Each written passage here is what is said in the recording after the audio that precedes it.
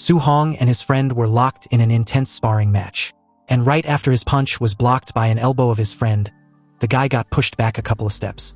He stops the training session, whining about how his arm now hurts like hell. But this also means that Su-hong's diamond fist had improved once again. When the guy asked Su-hong whether he'd reached subtlety, he confirmed that he had just 2 days ago. You see, subtlety was one of this world's martial arts realms. And any martial arts mastery can be divided into 5 levels: entry, proficiency, subtlety, great accomplishment, and perfection. His friend was totally blown away by this, saying that in terms of the diamond fist, no one else in their class even comes close to him. Anyway, Su-hong was already eager to get back to training, but his friend begs for a break. In fact, he wasn't going to stick around to keep sparring with a training maniac. Plus, he was hungry and needed to go home for a meal. On his way out, he bid his farewell to teacher Lee, who reprimands him for leaving in his gym clothes. The middle-aged man then walks over to Su-hong to talk about him applying for the martial division. He asks why he still hasn't paid the $30,000 yuan enrollment fee. Su-hong asks for more time because of his family situation, but the teacher replied that his hands were tied. Rules were rules after all. Anyway, after the practice sessions ended, the gym was completely empty, with just Su-hong training by himself. Su-hong is left alone and frustrated, stewing over that $30,000 yuan fee. He recalls his parents passing away when he was only 3 years old in a beast disaster. Since then, he's been living with his aunt and uncle who totally support his training. Being a martial artist was a super lucrative career since the world had been overrun by ferocious beasts. That's why Su-hong feels guilty for being a burden on them. Even though he had been training with everything he's got, Su-hong heads home to his small apartment. But from the doorway, he overhears his aunt and uncle talking about being short on rent money.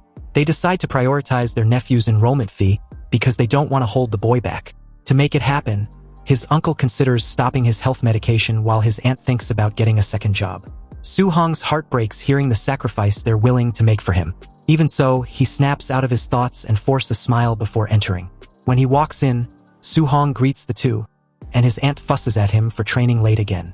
He offers to give his uncle a massage, but the man just tells him to get some rest. The scene then shifts to Su-hong's room. Lying in bed and thinking things over, he decides he's going to solve his problems on his own. To do that, Su-hong figures there's only one place he can make some fast cash. The next day, Su-hong heads to a super modern building surrounded by a small forest.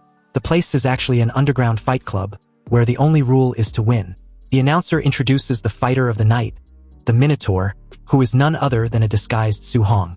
To take home the $60,000 prize, he needs to win 4 fights in a row. The crowd looks at this mysterious fighter over and murmurs that he must be a rookie. The announcer lady tells Su-hong to hype up the crowd, but he has no idea what to do, so she explains that he needs to taunt everyone. Su-hong gets the message. With that, he shouts that he's invincible and calls for all the weaklings to step up. The audience is shocked by his arrogance and figures he won't last long. But it gets the crowd fired up, and they start roaring for the fight to finally begin.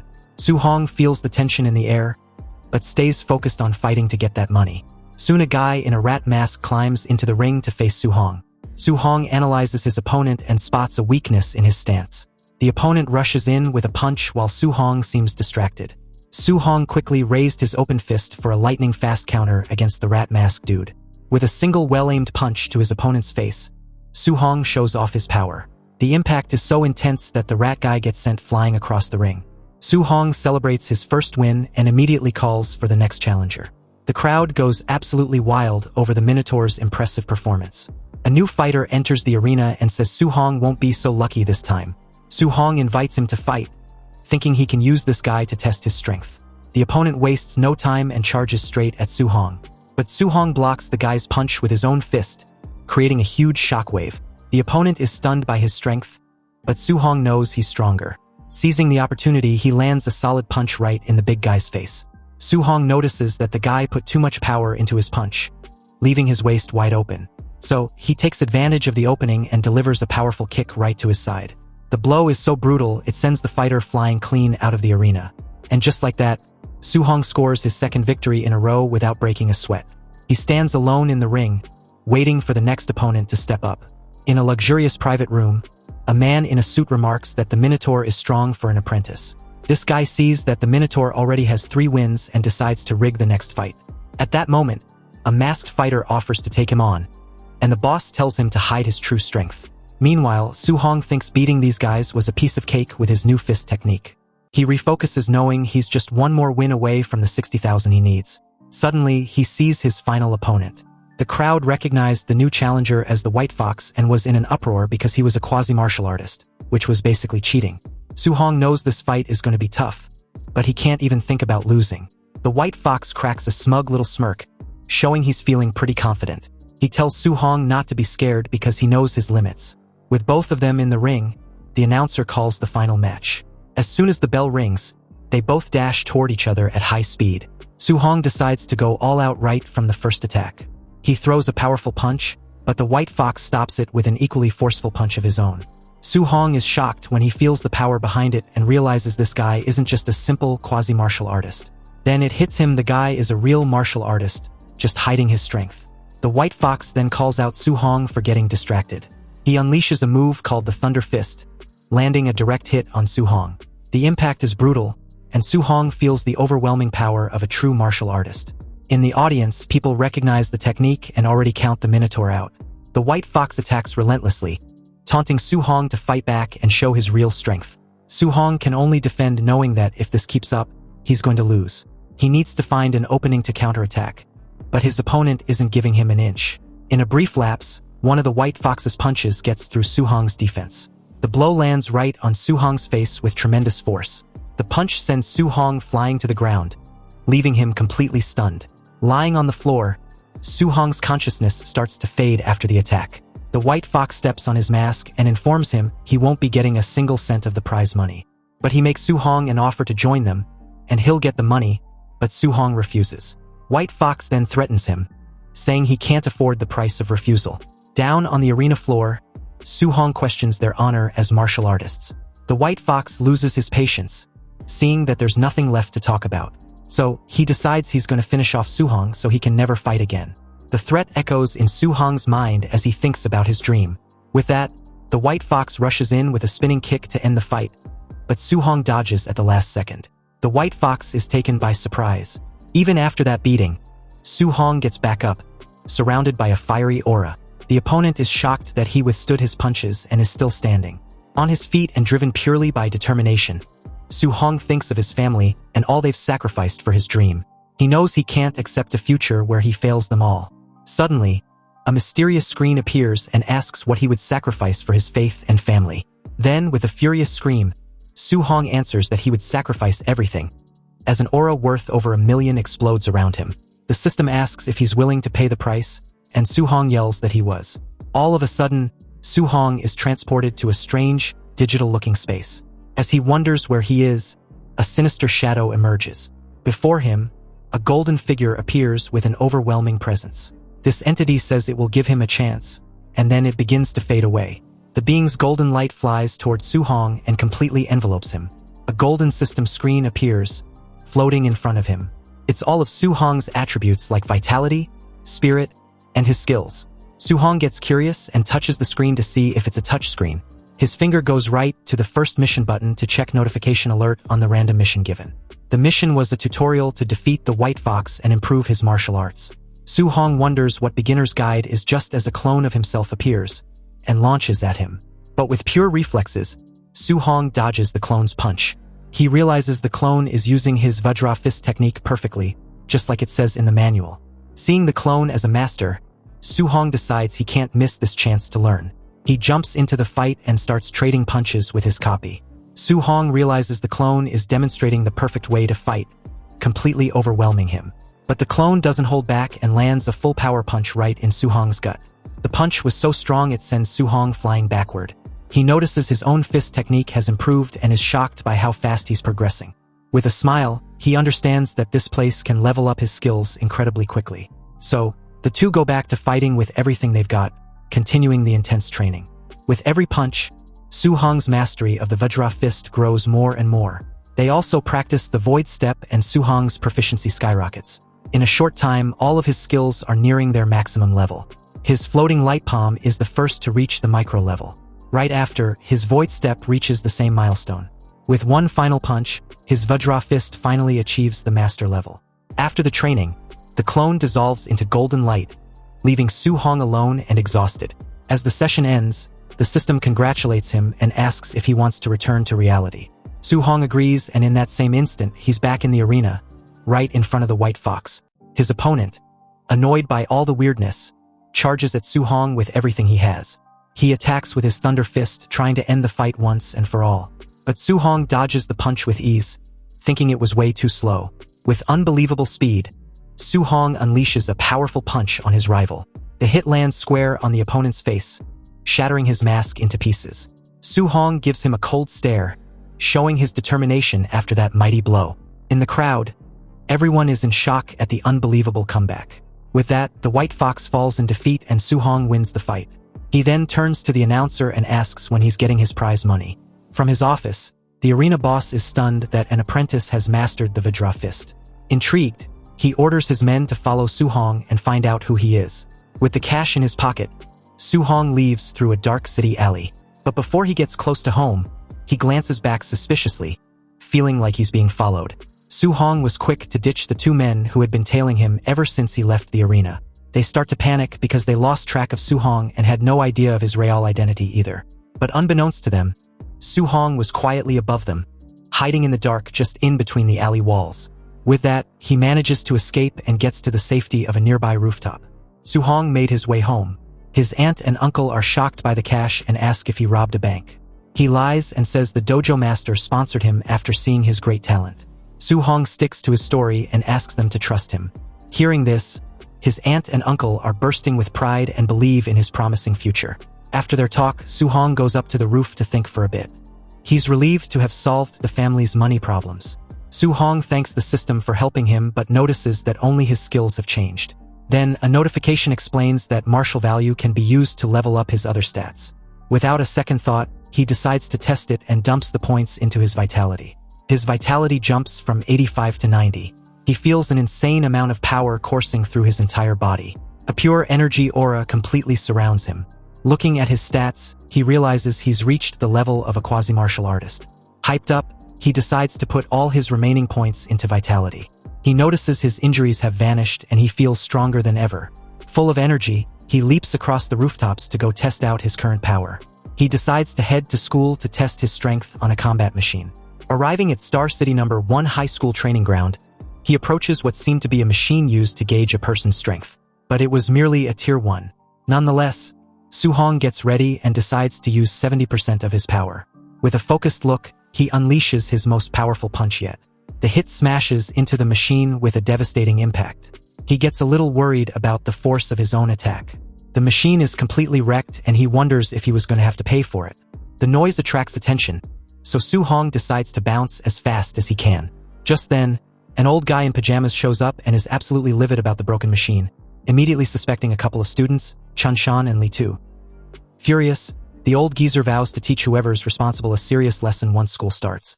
The very next day, all the final year students assembled at the school's gymnasium, and in the lineups, Su-hong noticed a bump on Chun-shan's head and questioned his friend about it. Apparently, Chun-shan was held responsible for smashing the tester in the outdoor drill ground in the middle of the night yesterday and refused to admit it, so he was punished by the principal. Su-hong gave a nervous smile, realizing Chun-shan was made to take the blame for him. In that moment, the principal instructed them to pipe down before introducing his old comrade-in-arms and a Tier 3 martial artist, Chun-tian. He was there to teach them a C-rank martial art, the Thunder Rush Fist. The principal then urges everyone to learn it well. Almost immediately, the crowd was abuzz since a C-rank martial arts taught outside dojos cost hundreds of thousands in tuition.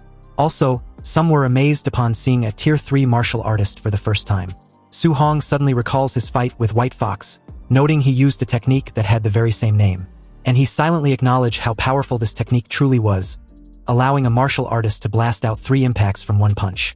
If he wanted to learn this kind of C-rank martial art outside, just the registration fee would be at least several $100,000. So with this intel, he was determined to seize this opportunity. Chun-tian took charge and called out to the students, instructing them to quit with their nonsensical chatter and watch as he demonstrates the technique.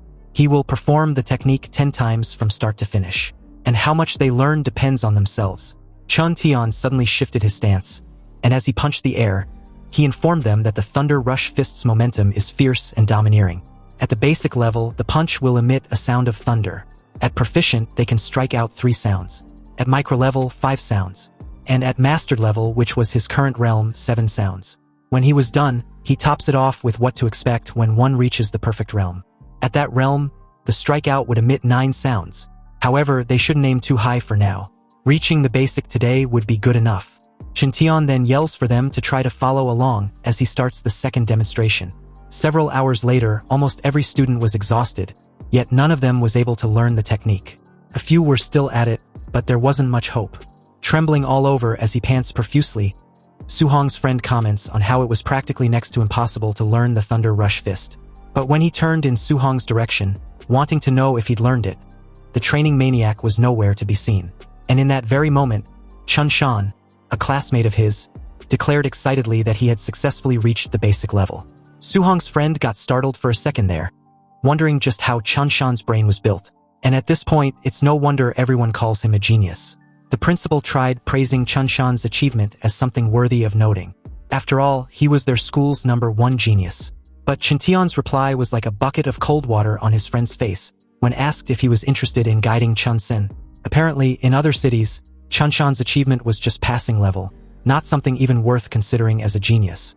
Anyway, as the 2 old geezers exit the school's gymnasium, Chun Tian was quick to point out how terrible the batch of students were, and for making him come there for nothing. But Principal Lee retorts that having 1 student reach basic was good enough. Was his friend still expecting to find a top-tier genius?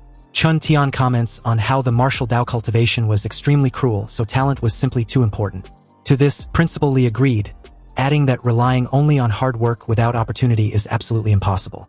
But in that very moment, the two felt a sudden surge of martial power nearby, and upon a quick search, they saw Su-hong performing a mastered-level Thunder Rush Fist. Chun Tian praised Principal Lee for having an expert in his school. But Principal Lee, shocked and confused as hell, replied that it's impossible because he had never seen or heard of this mysterious person. But looking at Su-hong's clothes from behind left no room for doubts. It was indeed a student from Star City #1 High School. As Su-hong performed the technique once again, Chun Tian comments on how it's been only a day since he thought the technique, and a student was already striking out 7 sounds. Su-hong further stunned the 2 old geezers when he suddenly surpassed Chun Tian and reached the perfect realm. Principal Lee wondered if he had heard wrong. But upon seeing his friend tremble very abruptly, he questioned if there was something wrong with him. Chun Tian simply grinned as he admits that he now finally understands everything. His fist immediately crackled with yellow lightning, and upon performing the Thunder Rush Fist, Chun Tian surprisingly broke through his bottleneck. Principal Lee watched with a look of shock and apprehension after hearing 8 strikeout sounds. And Chun Tian, excited as hell, confirmed that the Thunder Rush Fist he just witnessed gave him the inspiration. Otherwise, he might never have broken through in his lifetime. Anyway, now wasn't the time to talk about such matters. They must quickly go see who the student was.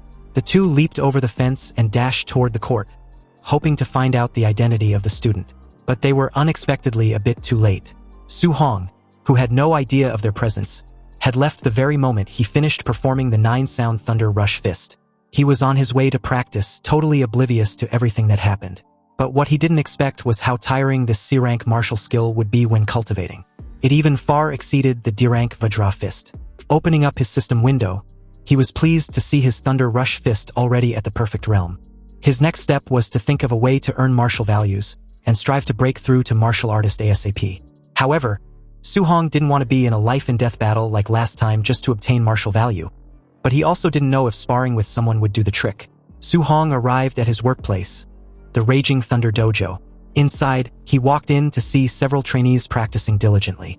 A brown-haired guy walked up to him and asked why he came. Obviously, to train, since that's all he thinks about.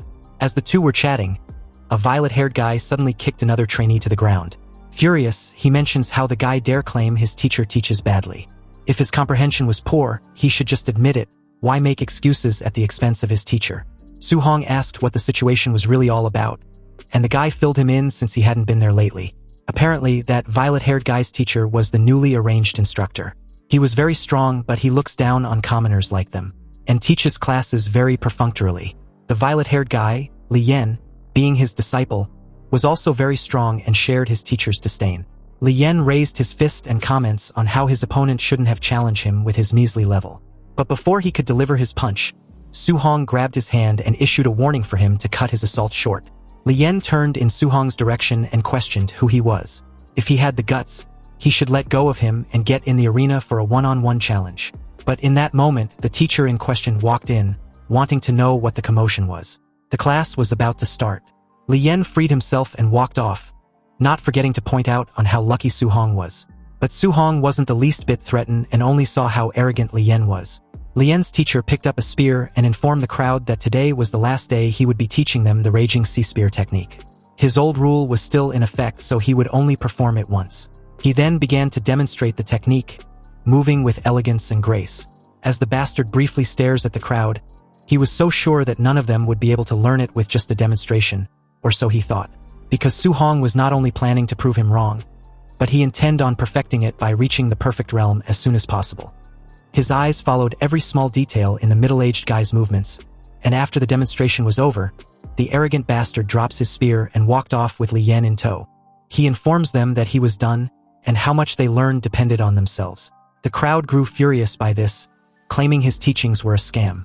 How the hell were they going to learn anything from just one demonstration? And what's more, the back row couldn't even clearly see the demonstration at all. On the other hand, Su Hong seemed to have grasped the core concept of the spear technique, which was the spear being like a flood dragon treading the sea, and the momentum like endless giant waves. Su Hong took his stance and started performing the technique with ease.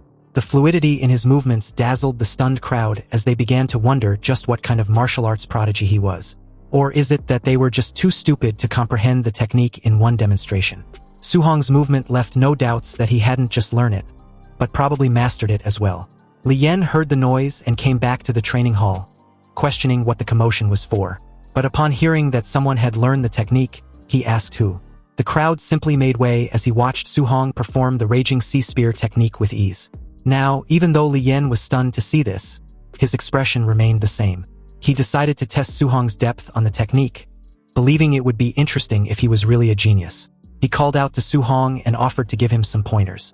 Being a training maniac, Su Hong naturally didn't refuse, even though he wasn't sure if there was anything to learn from Li Yan. His brown-haired friend warned him out of concern. Although Li Yan's character was bad, his strength was very high, so he shouldn't be impulsive. Su Hong assured him not to worry before taking his stance. He informed Li Yan to please enlighten him. But seeing Su Hong's confident demeanor, this arrogant fucker actually calls Su Hong arrogant before demonstrating the Raging Sea Spear technique at a micro level, but couldn't perform it well enough. Su Hong simply gave a helpless sigh, indicating that he had surpassed Li Yan before performing the technique at the proficient level. Li Yan couldn't comprehend how it was even possible for anyone to perform the proficient level Raging Sea Spear technique after a single demonstration.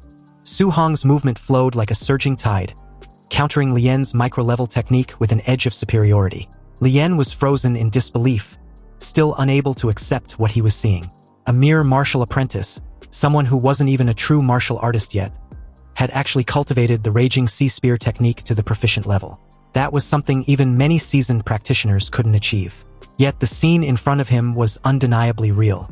A system notification flashed before Su Hong's eyes. Defeated a higher-level opponent. Martial value plus 35. So it was just as he thought. Ordinary sparring could also grant martial value. That meant he didn't need to risk his life constantly. He could steadily grow stronger through proper combat. Meanwhile, Li Yan's mind was in complete chaos, unable to rationalize what had just happened. He had trained for years, yet Su Hong reached the proficient level in such a short time. Then what was the point of all his effort? The disbelief crushed him.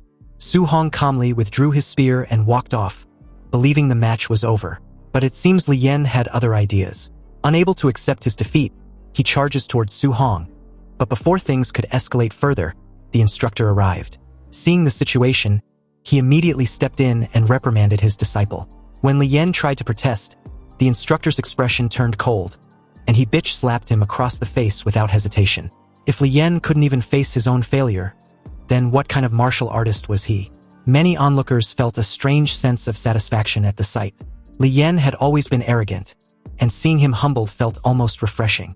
Still, the instructor's gaze soon shifted to Su Hong, filled with disbelief. He had only demonstrated the technique once, yet this boy had already reached proficiency. Even the so-called geniuses of the imperial capital couldn't achieve something like that. Meaning, in simple truth, Su Hong's talent was frightening. The instructor calmly apologized for Li Yan's arrogant behavior, adding that meeting someone like Su Hong was also a form of fortune for him. He then forcefully made Li Yan bow in apology, claiming his disciples' behavior reflects his failure to teach properly. So Su-hong should please accept their apology. Su-hong was momentarily stunned. He hadn't expected the instructor to change his attitude so quickly. This prideful fucker switches faces faster than flipping a page. As he left the training grounds, fatigue finally caught up with him, but it was a satisfying kind of exhaustion. He'd gained far more than expected today. Not only had he mastered the Thunder Rush Fist and the Raging Sea Spear technique, but he'd also earned a considerable amount of martial value. As his thoughts drifted to the campus of Star City No. 1 High School, he quietly reviewed everything in his mind. The entrance examination was coming soon. The wealthy students were already preparing high-grade alloy weapons. If he wanted to compete, he needed one too. The feel of the spear still lingered in his hands. Su-hong decided to use the spear from now on, but he needed to find himself a proper alloy spear and fast. Su-hong also realized that the little money he had wasn't even enough to cover his aunt's medical expenses, let alone buy an alloy weapon that cost 69,800 yuan. Still, he refused to give up. There had to be another way. Just then, an announcement broadcasted from a television nearby drew his attention. It was about ferocious beasts which were appearing more frequently in the wilderness, and the city lord was recruiting martial artists to hunt them, offering generous rewards. Hearing this, Su-hong immediately understood. This was the opportunity he had been waiting for. Later, at home, his aunt was still busy as always. She told her man he shouldn't be working so hard, reminding him that Su-hong had already given them money not long ago. The uncle, however, said that as long as he could still work, he wouldn't rely on Su-hong, insisting on earning what he could himself. When Su-hong came in, he greeted them warmly. He told them to rest and let him handle things, saying that he could make money now. His uncle laughed and said that although it sounded nice, he couldn't just sit idle. He would still earn a little for daily expenses. His aunt smiled as well, saying they needed to save as much as possible so Su-hong could focus on cultivating in the future. Hearing all this, Su-hong felt a tight ache in his chest. His uncle and aunt had lived frugally for so long that unless he could truly earn enough for them to live without worry, they would never stop pushing themselves. That very night, sitting on the rooftop, he opened his status panel once more. He knew the wilderness was dangerous, and if he wanted to go there safely, he needed more strength. He decided to invest everything he had into improving himself. As he poured his remaining martial value into his vitality, a powerful sensation surged through his body. His blood roared, his muscles tightened, and his aura grew denser and more oppressive with every increase. The number continued to rise until it finally stopped at 95.2. Meditating beneath the night sky, Su-hong could feel the power coursing through him. His presence alone now carried the faint pressure of a ferocious beast ready to be unleashed. Su-hong silently noted that his vitality had reached 95.2, just one small step away from truly becoming a martial artist. 2 days later, late at night, he lay on the floor of the training hall, completely exhausted. Every part of his body ached, but his eyes were bright. His martial skills had all reached completion. The Thunder Rush Fist, the Raging Sea Spear, the Vajra Fist, and the Floating Light Palm were all perfected. He let out a long breath, thinking that he had finally done it. 2 full days of non-stop cultivation had paid off. Now it was time to move on. The next morning, he set out for the Star City Martial Artist Base. When he arrived, he couldn't help but pause in amazement. Even though he'd seen this place countless times on the news, standing here in person felt completely different. Martial artists were everywhere, filling the streets with a powerful presence. As he walked forward, his eyes swept over the pamphlet in his hands. Unranked Ferocious Beast cost 300 blue star coins, but a Tier 1 initial stage Ferocious Beast cost 1,000 blue star coins. Then a Tier 1 mid-stage cost 3,000 blue star coins, and a Tier 1 high stage cost 5,000 blue star coins. Reading the list, Su-hong frowned slightly. The rule beneath it stated that only the left ear of the beast would be accepted as proof. Without it, no reward would be issued. Su-hong was surprised by how crude and primitive the system was. Nearby, he noticed a young man at the counter telling the receptionist to help his calculate how much his hunt was worth. The man was carrying a sack that clearly contained severed beast ears. But just then, a commotion broke out at the entrance. Someone shouted for people to move aside, saying that young Master Yi had arrived. The crowd parted instinctively. Su-hong glanced over and immediately noticed the arrogant figure striding in. Something about the young blonde felt strangely familiar. His brows furrowed. That presence, it reminded him of White Fox from the underground arena. Anyway, whispers suddenly broke out around Su-hong, calling the young guy a poser, and claiming that if it weren't for his uncle being in charge as the base director, he'd have been beaten to death long ago. Another added that he heard the arrogant blonde got beaten up badly a few days ago. Though the rest were a bit taken aback by this news, they also believed it serves that arrogant prick right. And it's no wonder he's been keeping such a low profile lately. Su Hong listened quietly, then looked up again, his eyes meeting the other man's for a brief moment. Recognition flickered between them. The air subtly tightened. Su Hong couldn't help but think that the real danger wasn't just the ferocious beasts out there, but people as well. He reminded himself to stay cautious no matter what. As he was heading out, a guard glanced at him and commented, saying he looked young, and asked if this was his first time going into the wilderness alone. Su Hong just gave a short response and kept walking. Behind him, that person shook his head and muttered that it was another ignorant kid rushing to his death. Once inside the wilderness, Su Hong took in his surroundings. The forest was lush and quiet, almost peaceful. Still, he reminded himself not to let his guard down. He told himself he had to return with results. He couldn't afford to come back empty-handed. 2 hours passed as he moved deeper inside. He drank some water and frowned. He hadn't seen a single ferocious beast yet. It made him wonder if all the beasts near the outer area had already been cleared out. With that thought, he picked up his pace and headed deeper into the forest. Then suddenly, his expression changed. Right in front of him stood a massive ferocious beast. It was huge, its aura oppressive, and it looked exactly like the descriptions he'd seen in the textbooks. Su Hong instantly recognized the beast as a Tier 1 initial stage nether moonwolf. It stared at him with bloodshot eyes, baring its fangs as it let out a low growl. Clearly, it was hungry. As the beast tensed and prepared to pounce, Su Hong took a deep breath and steadied himself. The wolf lunged forward with its sharp claws, but Su Hong reacted instantly. He dodged to the side and drove a thunder rush fist straight into its abdomen. The impact sent the beast flying, its massive body slamming into a tree with a dull crash. The wolf collapsed, barely able to move. Su Hong stood there, his fists still crackling faintly with electricity. He looked down at his trembling hands, feeling the lingering power surging through his body. He couldn't help thinking that fighting real ferocious beasts felt far more exhilarating than anything else he had experienced. And taking down a Tier 1 initial stage beast in a single blow made his blood surge with excitement. If he could handle this so easily, he wondered how he would fare against a Tier 1 mid-stage beast. Just as that thought crossed his mind, a sudden movement caught his attention. From the shadows behind him, a massive figure emerged. A low, menacing growl rolled through the forest as a huge silhouette stepped into view. It was another beast, far larger, far more dangerous.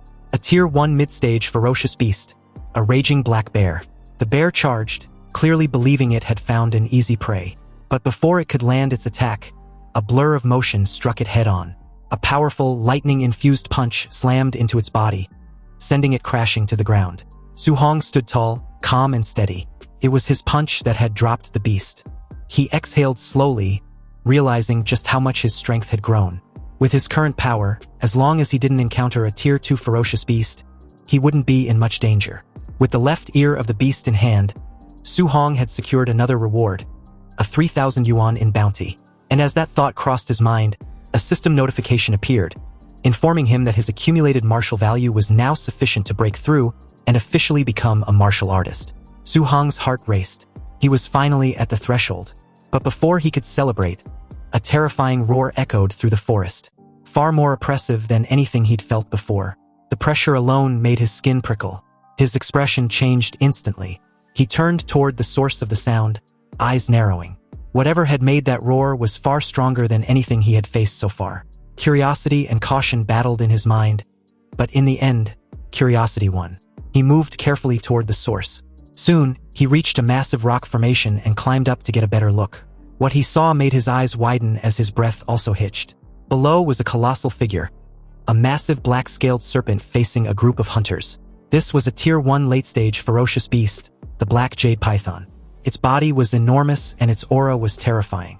Nearby, the hunters already fighting it were clearly losing badly, and one by one they were sent flying, completely overpowered. Su Hong stared at the scene, his heart pounding. This was on an entirely different level. He instinctively felt a sharp sense of danger.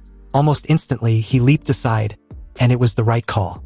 The massive beast struck where he had just been standing, the spiked tail slamming down with terrifying force. But the creature clearly wasn't satisfied. It hated that its prey had escaped. Su Hong barely had time to land before he had to leap again, narrowly avoiding another sweeping strike. Even so, the sheer speed of the attack still grazed him, sending a jolt through him as his body was sent flying. He realized just how fast this creature truly was. As he steadied himself, he noticed a dead hunter nearby. Pushing aside his own pain, Su-hong grabbed the dead guy's weapon. He muttered that he'd borrow it for a moment and turned back toward the beast. The massive python reared up, jaws opening wide as it prepared to strike again. Su-hong barely avoided the attack, rolling away just in time. As he regained his footing, his thoughts raced. A Tier 1 late-stage Ferocious Beast normally required several martial artists working together to take down. Yet he had already reached the point where he could fight one head-on. He realized this was because all of his martial skills had reached the perfected state. Using his perfected void step, he darted around the battlefield, dodging the beast's attacks with blinding speed. Then he launched a counterattack, driving his spear forward with the Raging Sea Spear technique. The strike pierced the beast's hide, drawing a furious roar from its throat. The python thrashed violently, enraged by the pain. Su-hong didn't relent. He struck again, his movements fluid and precise, forcing the massive creature into a frenzy. Still, he knew the truth. Its body was enormous, and landing a single decisive blow wouldn't be easy. The difference in size made it difficult to strike a fatal spot. As he maneuvered, he reminded himself to stay patient. He needed to weaken it first and wait for the right opening. Just then, the beast lashed out again, its massive body crashing toward him with an overwhelming force. In response, Su-hong unleashed a perfectly executed thunderous fist, and the explosive force collided head-on with the beast's attack, stopping it in its tracks. The shockwave rippled through the air as both figures staggered back, the battle far from over. Su-hong knew that once he landed a successful strike, he couldn't afford to linger. He had to immediately pull back, widen the distance, and look for another opening. One mistake would be fatal. That was the price of facing a creature like this. He could feel his breathing growing heavier with every exchange. Fighting this way was exhausting, but it was also the safest option he had. Still, as the battle dragged on, even he could sense his stamina starting to dip. At the same time, the black jade python wasn't faring much better. Its movements were becoming sluggish, its breath rough and uneven. Su-hong realized that the beast was also nearing its limit. Just a little more, he thought. If he can keep this up a few more rounds, he can finish it. He steadied himself, preparing for the next exchange, fully focused on the beast in front of him. Then, without warning, a dangerous chill ran down his spine. Something was wrong, and before he could react, a violent force slammed into him from the side. The impact sent him flying, his body crashing hard against the ground. His breath was knocked out of him in an instant. He forced himself to roll over, shaken all over as the impact seemed to have rattled his bones. He realized too late that he'd been ambushed. Struggling to his feet, he demanded to know who it was. Then, ahead of him, several figures stepped forward. Su-hong's eyes narrowed as he recognized the group. His heart sank slightly. The leader of the group, that arrogant blonde, laughed loudly, clearly enjoying the situation. He mocked Su-hong, asking how it felt to be caught off guard, and suggested that perhaps he should hand over the black jade python instead. Trouble had truly arrived. And now Su-hong was facing not only a wounded but still dangerous ferocious beast, but also a group of hostile martial artists. When the blonde guy first saw Su-hong daring to leave the city alone, he thought for sure he would die out there. But never did he expect Su-hong's luck to be this good. Not only was he not dead, but he also found a critically injured black jade giant python. As the blonde shifted his gaze to the ferocious beast nearby, it was on the verge of death. Meanwhile, Su-hong was quick to catch the implication of what the guy just said. Since he claimed Su-hong found the black jade giant python already close to biting the dust, it meant the group had just arrived and believed him to be weak.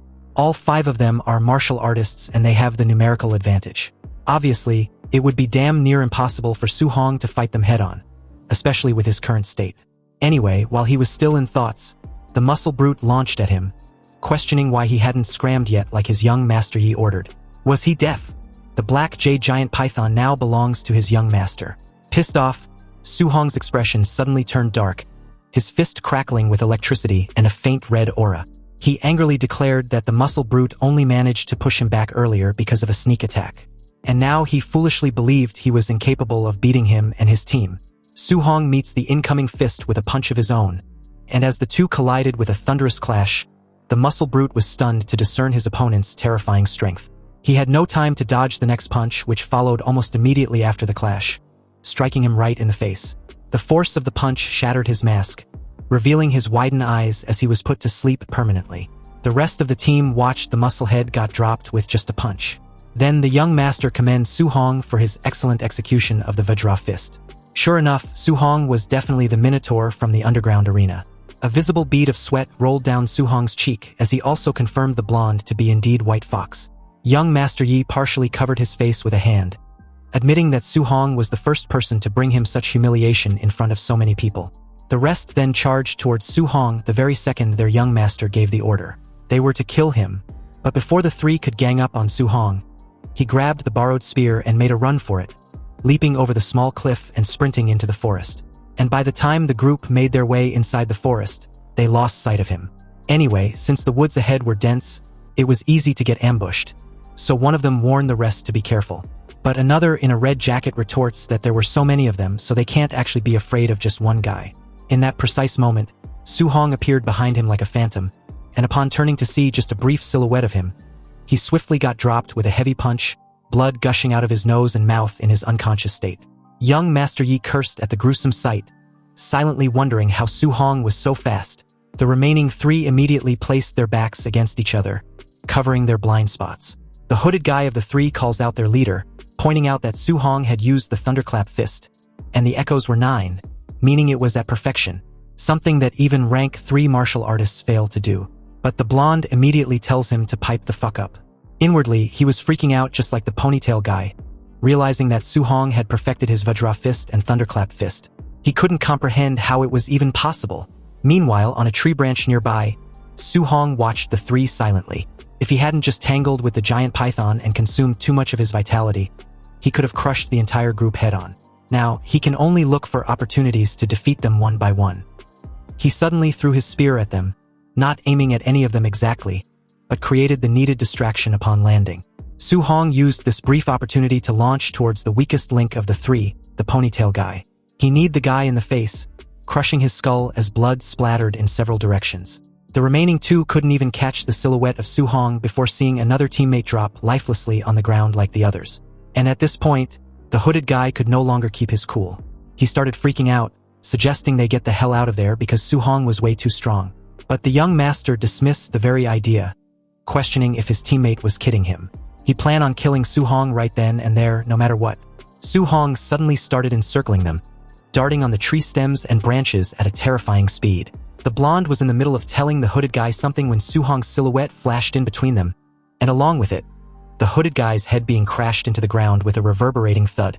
The young master gritted his teeth in fear and confusion. Still mind-boggled, he cursed, unable to make sense of how much stronger Su Hong had gotten in just a few days.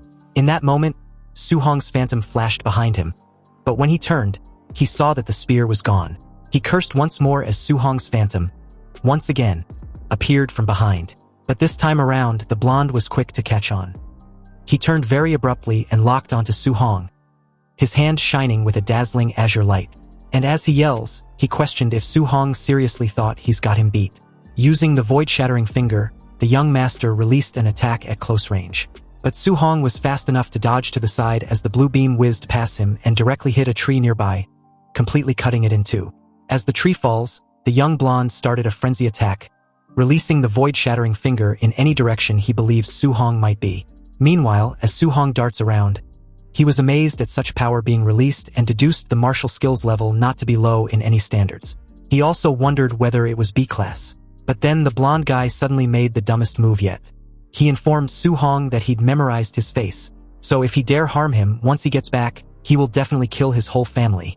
And just like that, as if a switch had been flipped on within Su Hong, he spared no time charging towards the blonde idiot, who was saying that his uncle was a supervisor at the martial artist base. But he didn't even get the chance to finish off his threat, and was cut mid-speech as Su Hong suddenly appeared behind him with his thunderclap fist.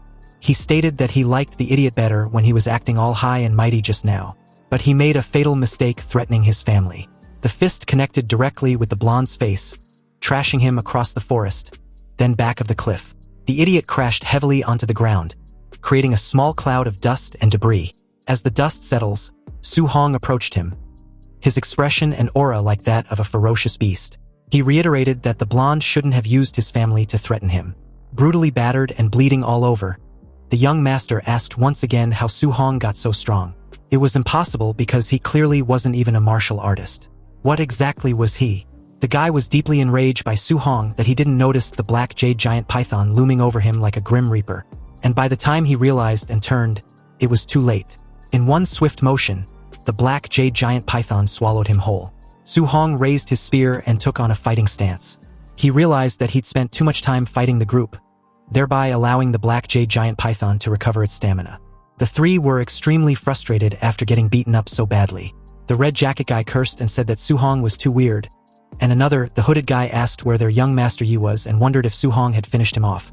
Suddenly, they noticed Su Hong rushing straight toward them again and immediately braced themselves for another fight. The red jacket guy shouts that the brat finally came out, while the ponytailed guy added that he won't spare him this time. But Su Hong wasn't interested in fighting them at all. He keeps charging towards them with the black jade giant python in tow. It looks extremely angry, and in that moment, none of them can say a single word. The python immediately attacked, but Su Hong leaped aside with his spear in hand. Unfortunately, with the exception of the red jacket guy, the other two failed to react in time and got munched on in one strike. A notification appears, saying that Su Hong had gained 30 martial value for indirectly killing the two martial artists. The python then attacks the red jacket guy, who also fails to escape in time. Another notification appears again, saying that an opponent martial artist was indirectly taken down and 30 martial value was gained. Su Hong was a little surprised by this and thinks that he didn't expect to gain martial value in this way as well. And after going through so many battles, Su Hong's martial value was enough for him to break through and become a martial artist. However, the python attacked him once again.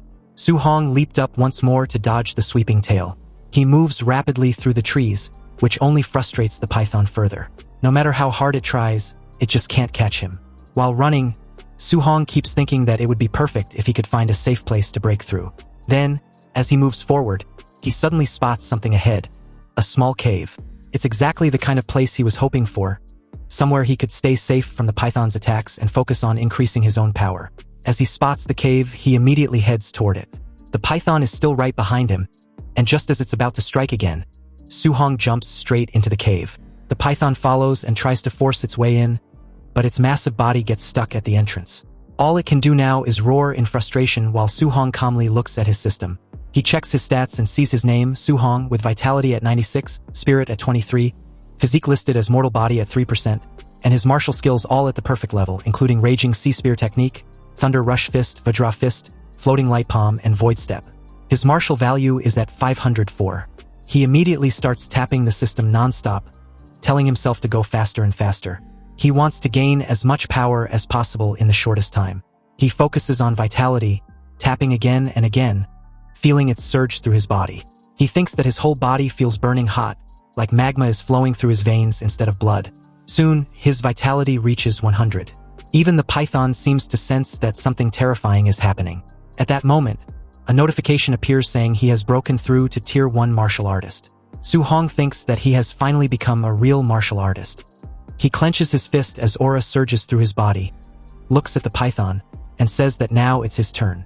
The python feels genuine fear and tries to pull back, wanting to escape. But Su Hong doesn't give it the chance. He gathers his strength and throws an extremely powerful punch. The python, trapped in the cave, can't escape in time. The punch slams into it, and all it can do is roar as it's sent flying through the air. Can't believe how strong Su Hong has become in such a short time. But Su Hong isn't done yet. He forms another fist and launches another Vajra fist attack, jumping onto the python's tail and using it as a foothold. He pounds it into the ground with continuous punches. Smoke fills the area, and when the dust finally settles, Su Hong is standing triumphantly on top of the giant python. His martial value increases by another 92, and Su Hong says that even though the giant python was already heavily injured, he can now face its attacks head-on. Then, as he sits there, he wonders about the reward and says that hunting ferocious beasts usually requires cutting off the left ear to exchange for money.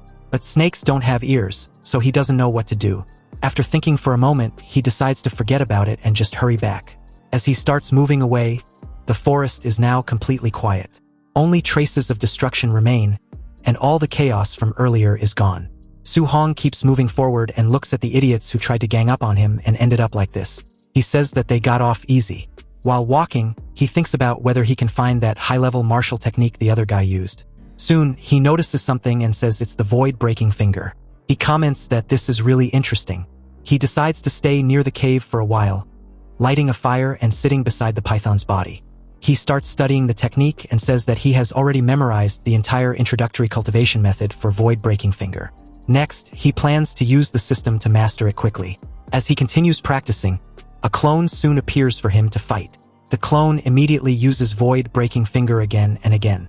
While battling it, Su-hong's mastery increases rapidly, reaching 51%, then 63%, 77%, and 93%. Soon after, void-breaking finger enters the basic realm and starts charging from 1%. However, Su-hong is clearly exhausted. He keeps coughing and says that, as expected of a B-rank martial skill, even learning it to the basic realm puts tremendous pressure on his body. The technique's guidance tells him to go find a monster to test its power. 3 days later, Su-hong faces a massive roaring monster, a huge bear. Using void-breaking finger, he fights it head-on and eventually takes it down. After the battle, Su-hong says that he has finally reached the perfect realm. He adds that this power is truly worthy of a B-rank martial skill. A notification appears, stating that void-breaking finger has been mastered and reached the perfect level. Su-hong then says it's time to go back. At the martial artist base, a large crowd has gathered. One person exclaims in shock at a total of 230,000. Another says that the Thunder Squad is incredibly fierce for killing so many ferocious beasts. Someone else says that this single harvest matches several months of hard work. Yet another comments that it's amazing there isn't a single non-ranked ferocious beast, that all of them are tier 1, and that there are even a few high-stage ones. Then the receptionist looks up in shock and announces the results, saying there are 72 tier 1 initial stage ferocious beasts, 83 middle stage ones, 17 high stage ones, and a total reward of 406,000 blue star coins. Su-hong thinks that he might have taken down too many and that it's far too conspicuous. He feels that if he had known, he should have hunted fewer beasts. He can only hope this doesn't bring too much trouble his way. Everyone around completely loses their minds, going crazy over the numbers. Suddenly, people begin moving forward as Su-hong walks ahead. Some start shouting that the base has been attacked and wonder how that's even possible when there are so many high-level martial artists stationed there. The loud commotion soon reveals someone's arrival. First, a pair of hands comes into view, and then the person fully appears. It's Yi Chi, the person in charge of the base and Yifeng's uncle. He orders everyone to blockade the base immediately and not let even a single fly escape. Others respond at once, saying they understand and will do it right away. Soon after, another supervisor arrives and asks what happened. Yi Chi answers that his nephew Yifeng and the 4 martial artists with him are all dead. The crowd is stunned. Someone whispers in disbelief that Yifeng was actually taken down and that an entire group of 5 was wiped out. Another person quietly says it was a good kill and that everyone there has been robbed by Yifeng at some point. Someone else adds in a low voice that if not for Yifeng's background, he would have been dealt with long ago. Another mutters that the coward has finally been taken down. Yi Chi then announces that a B-rank martial skill on Yifeng's body is missing and orders that all martial artists be searched. He says no one is allowed to leave until all suspicions are cleared. Su-hong thinks that judging from the bodies, it's obvious they were killed by the giant python, so it shouldn't be traced back to him. But as the search continues and more people are checked, he starts to feel uneasy. He wonders if they might actually be targeting him, especially when he notices people glancing at him and whispering among themselves. Suddenly, Yi Chi walks straight towards Su-hong with his men. He speaks politely on the surface, saying he heard Su-hong killed ferocious beasts worth over 400,000 all by himself and praising his impressive skills. However, despite the calm words, the red aura surrounding Yi Chi makes it clear that he's in a very bad mood. It feels like he might have already sensed something. Su-hong remains calm on the outside, though. He knows he's much stronger now, and in his heart, he even wonders if he could take this man down if things truly turned bad. The uncle of that moron speaks up and says that he heard Su-hong took down ferocious beasts worth 400,000 credits all by himself and calls it pretty impressive. However, the woman beside him immediately questions it. She says Su-hong looks like nothing more than a rank 1 early stage at best and asks how he could possibly kill that many beasts. She accuses him of scavenging young master Yezpak and orders them to search him immediately. The moment she says this, 2 bulky men with fire gathering in their hands start walking towards Su-hong. One of them warns him not to resist or things will get ugly. In the next instant, though, one of them suddenly feels a spear pointed straight at his head. He asks what Su-hong thinks he's doing. Su-hong calmly says it's nothing and keeps the spear steady. Yi Chi is shocked and realizes he couldn't even track how fast Su-hong drew that spear. Su-hong then states that he is a student of Star City High No. 1 and asks if they really want to search him. Hearing this, Yi Chi hesitates. He thinks about how the principal of number 1 is famously protective of his students and not someone to offend lightly. At the same time, Su-hong is still highly suspicious. If the kid truly hunted all those beasts, then he's a genius. But if they're wrong and offend him, it won't be worth the trouble. He places a hand on one of the men, signals them to stop, and steps forward. He explains that his nephew was attacked and their family's secret technique was stolen, so he must find the culprit. He says he hopes Su-hong will cooperate. Su-hong responds that he only hopes they aren't accusing the wrong person. Yi-chi then offers 10,000 credits as compensation for the search and asks if that's acceptable. Su-hong counters with 30,000, thinking to himself that Yi-feng was killed by the giant python and that as long as they don't find the technique, they can't pin anything on him. Yi-chi agrees and accepts the deal. Su-hong opens his arms and allows the search. As they check him, the woman goes through his bag. During the process, Su-hong tells them to search carefully because he doesn't want any false accusations hanging over him. When the search is finished, the men report that there's nothing there. Yi-chi nods and orders them to give Su-hong the 30,000 credits and let him go. Su-hong thinks to himself that it's a good thing he cleaned everything up or he would have been in serious trouble today. Yi-chi then turns to the others and tells them to keep searching, saying that no one is allowed to leave until all suspicions are cleared. As Su-hong walks away, he thinks about his next steps. He plans to go shower and change, then head to the Martial Artist Association to register for the assessment. He knows he needs to get his hands on a guidance technique as soon as possible. Then at the Martial Artist Base's underground hotel, Su-hong checks his system and says that he has 534 martial points and didn't expect it to be that much. He says he's been so focused on training the world-shattering finger and hunting beasts these past few days that he never got the chance to use them. The status shows his name is Su-hong, vitality at 103+, spirit at 23+, physique at mortal frame 6%+, and martial arts including void-shattering finger, raging sea spear technique, thunderclap fist, vajra fist, floating light palm, and void step all at perfection. His martial points stand at 534. Looking at everything, Su-hong thinks that rank 1 early stage requires 100 vitality, while rank 1 mid-stage needs 200 vitality. He calculates that if he dumps all his martial points into vitality, he can increase it by 53.4, leaving him only about 40 points short of mid-stage. But he also realizes he hasn't upgraded spirit or mortal frame yet and wonders what effects they might have. He looks again and notes that his spirit is 23 and his mortal frame is at 6%. He thinks that he has plenty of martial points anyway, so he might as well see what happens. He starts upgrading his spirit, watching it rise by 0.1 again and again. After the upgrade, he says he doesn't really feel any different after raising his spirit. Next, he begins increasing his mortal frame by 0.1 repeatedly. This time, he immediately feels the change and says the strength increase is obvious, deciding to add some more. Soon, his martial points drop to 0. He then says that's enough for mortal frame and decides to put 200 martial points into vitality. After doing that, his physique shows mortal frame at 36.1%. He then says he'll dump the rest into spirit. As he does, a huge surge of red aura erupts around him and he says it feels like he has an endless supply of power welling up inside. After a while, his body gradually returns to normal. He lets out a breath and says he's glad he's back to normal because he wouldn't know how to explain it to people if he stayed stuck in that muscle-bound form. 1 hour later, at the Star City Martial Artist Association, a large complex surrounded by many tall buildings, Su-hong arrives and says he's there for the martial artist assessment. At the reception, the woman tells him that's fine and says a staff member will take him there shortly. Then, as a staff member leads him along, the staff member says that Su-hong is quite young and asks if this is his first time taking the assessment. He explains that to pass as a rank 1 martial artist, vitality needs to be at least 100 and combat power has to be over 1,000, and then wishes him good luck. Su-hong thanks him. Nearby, a few people start commenting quietly. One says that the kid came alone and doesn't even have a master with him.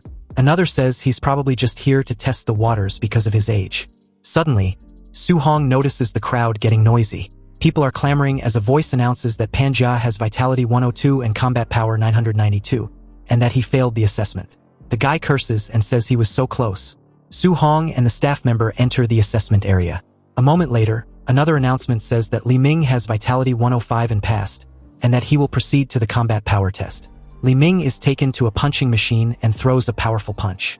When the number shows 1763, he passes immediately. Someone comments that a combat power of 1763 is almost at the level of a rank 1 mid-stage martial artist. Another person asks if Jiang Ming from Raging Thunder has a disciple named Li Ming.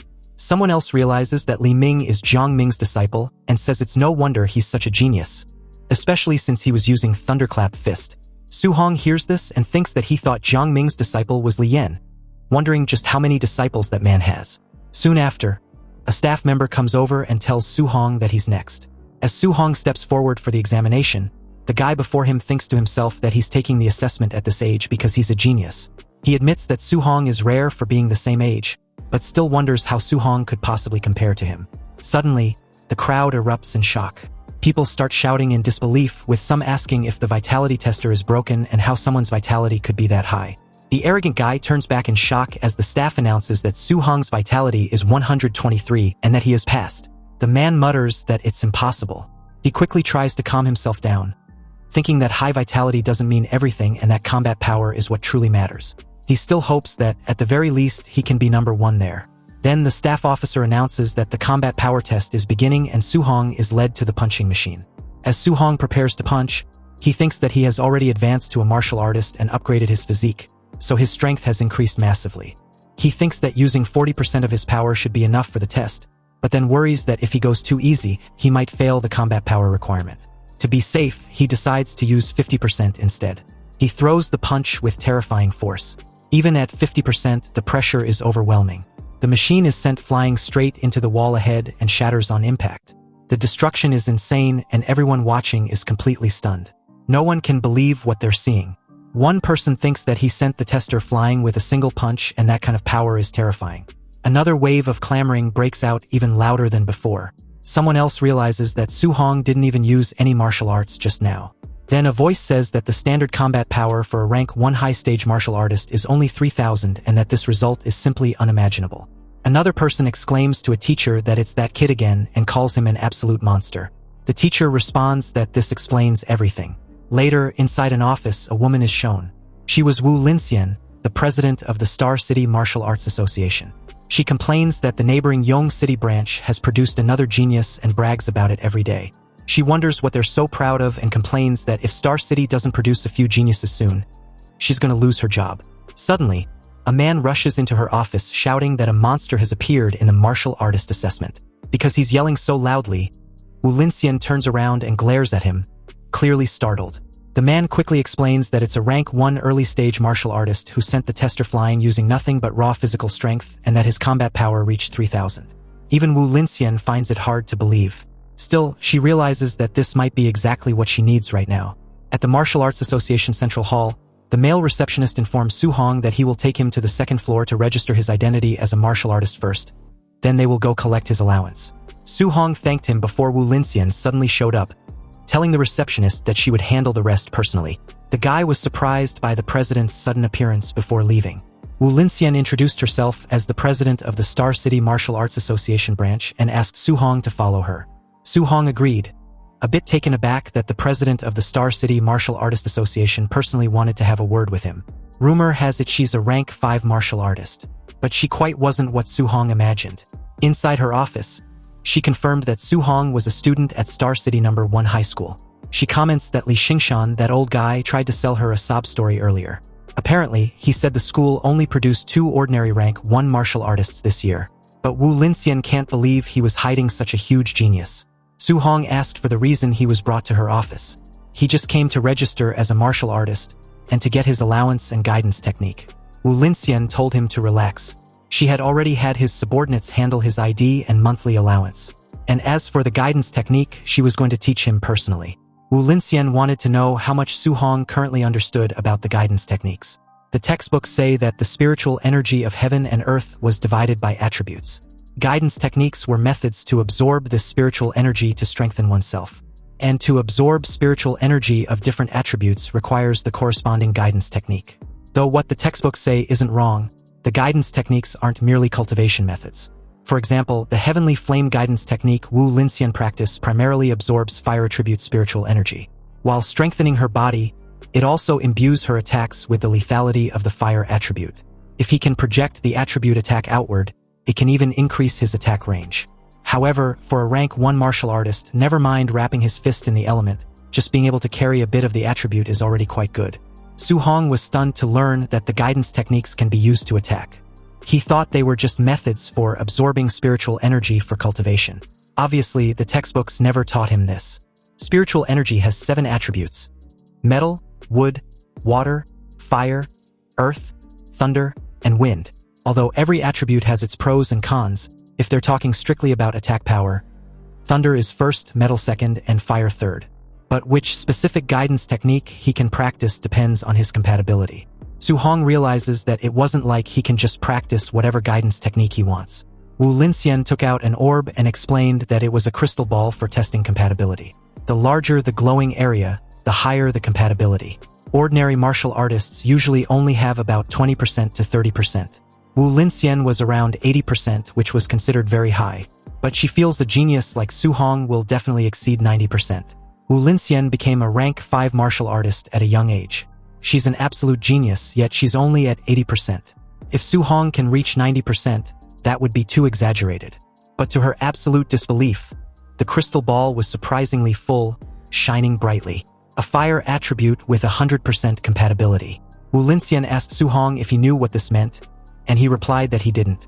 Wu Linxian explained that it means Su-hong can absorb 100% of the fire attribute spiritual energy without leaking a single bit.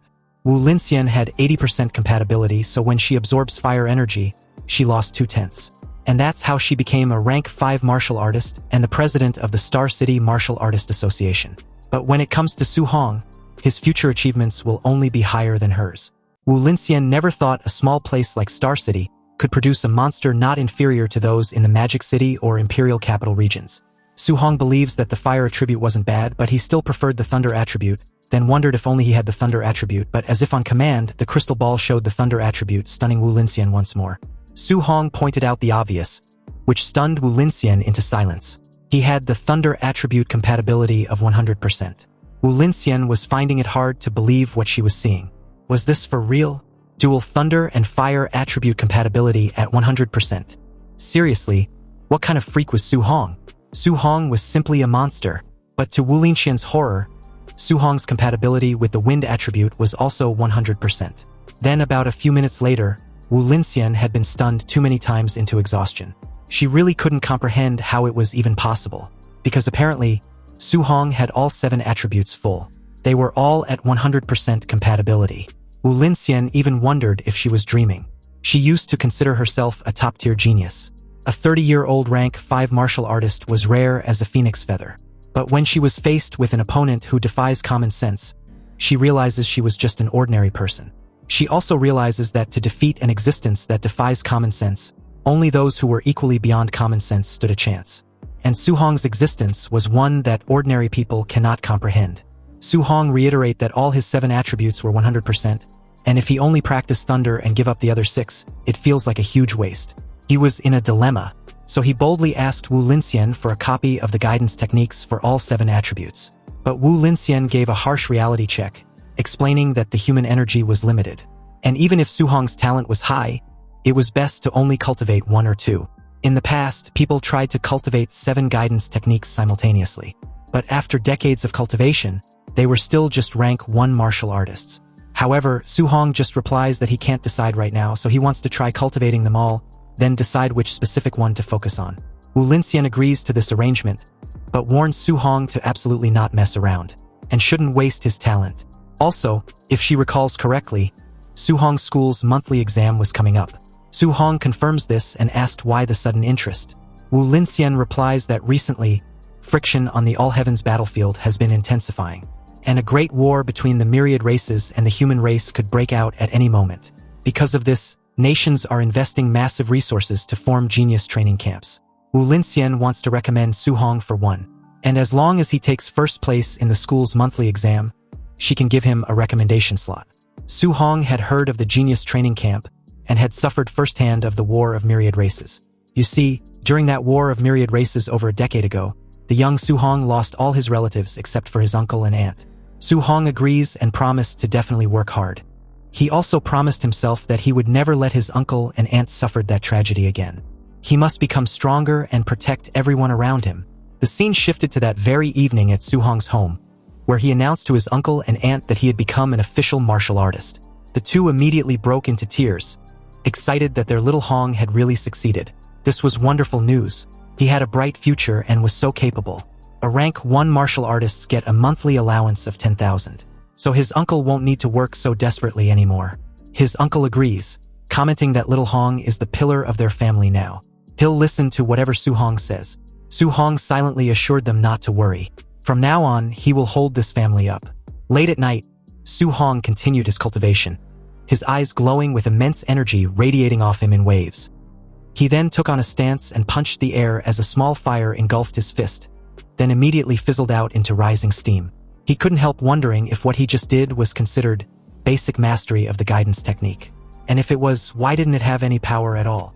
The guidance technique section appeared on his system panel, so it looks like he did learn it, but the level was 1, which means it can be leveled up. Wu Linxian didn't mention this, but if the guidance techniques had levels, she definitely would have told him. Su Hong was left wondering if the guidance technique can only be leveled up by him using the system. Su Hong stared seriously at the glowing blue panel. He wondered how to upgrade guidance techniques and if they improved the same way as martial value. As he touched the window, a red warning flashed, insufficient martial value. Su Hong sighed. He decided to cultivate the other guidance techniques first and figure out how to earn more martial value later. He sat cross-legged on the rooftop, surrounded by books. Flames of spiritual energy burst around him, lighting up the area. Hours later, Su Hong's inner view showed 7 glowing points of spiritual qi. Each point represented a different technique, like thunder, water marsh, thick earth, and spirit wind. The 7 different attributes pushed against each other. Su Hong gritted his teeth, sweating. He understood why President Wu said a genius cultivating 7 techniques stayed tier 1 for decades. He continued to channel the power, trying to control the energy as flames rose around him. He noticed that while all 7 types of qi existed in his body, he could only use one at a time. A ball of fiery qi formed in his hand as he breathed heavily. The flames swirled in his hand. He realized that if he forced a second attribute, the forces would collide and cause a violent explosion. A huge explosion of energy shook the rooftop, making both attributes disappear. Su Hong narrowed his eyes. Could thunder and fire not be combined? Their natures felt similar, so why did they reject each other? He tried again. Thunderlight and fire sparks wrapped around his fingers. When the forces touched, another explosion burst out, scattering the energy. Sweating, Su Hong clenched his teeth and refused to give up. He yelled to try one more time. Flashes burst from the rooftop all night as he tried to fuse the attributes. At dawn, the building still glowed faintly from the sparks of Su Hong's non-stop training. Breathing heavily with sweat running down his face, he told himself he just needed a little more. Lightning and flame flickered in his hand. He stared at it, insisting he only needed a tiny bit more. Gritting his teeth, he shouted for the power to fuse. Lightning and fire wrapped around his arms as he forced the energies together. A bright flame exploded in his palm. After trying all night, he finally succeeded. He looked at the flame with relief.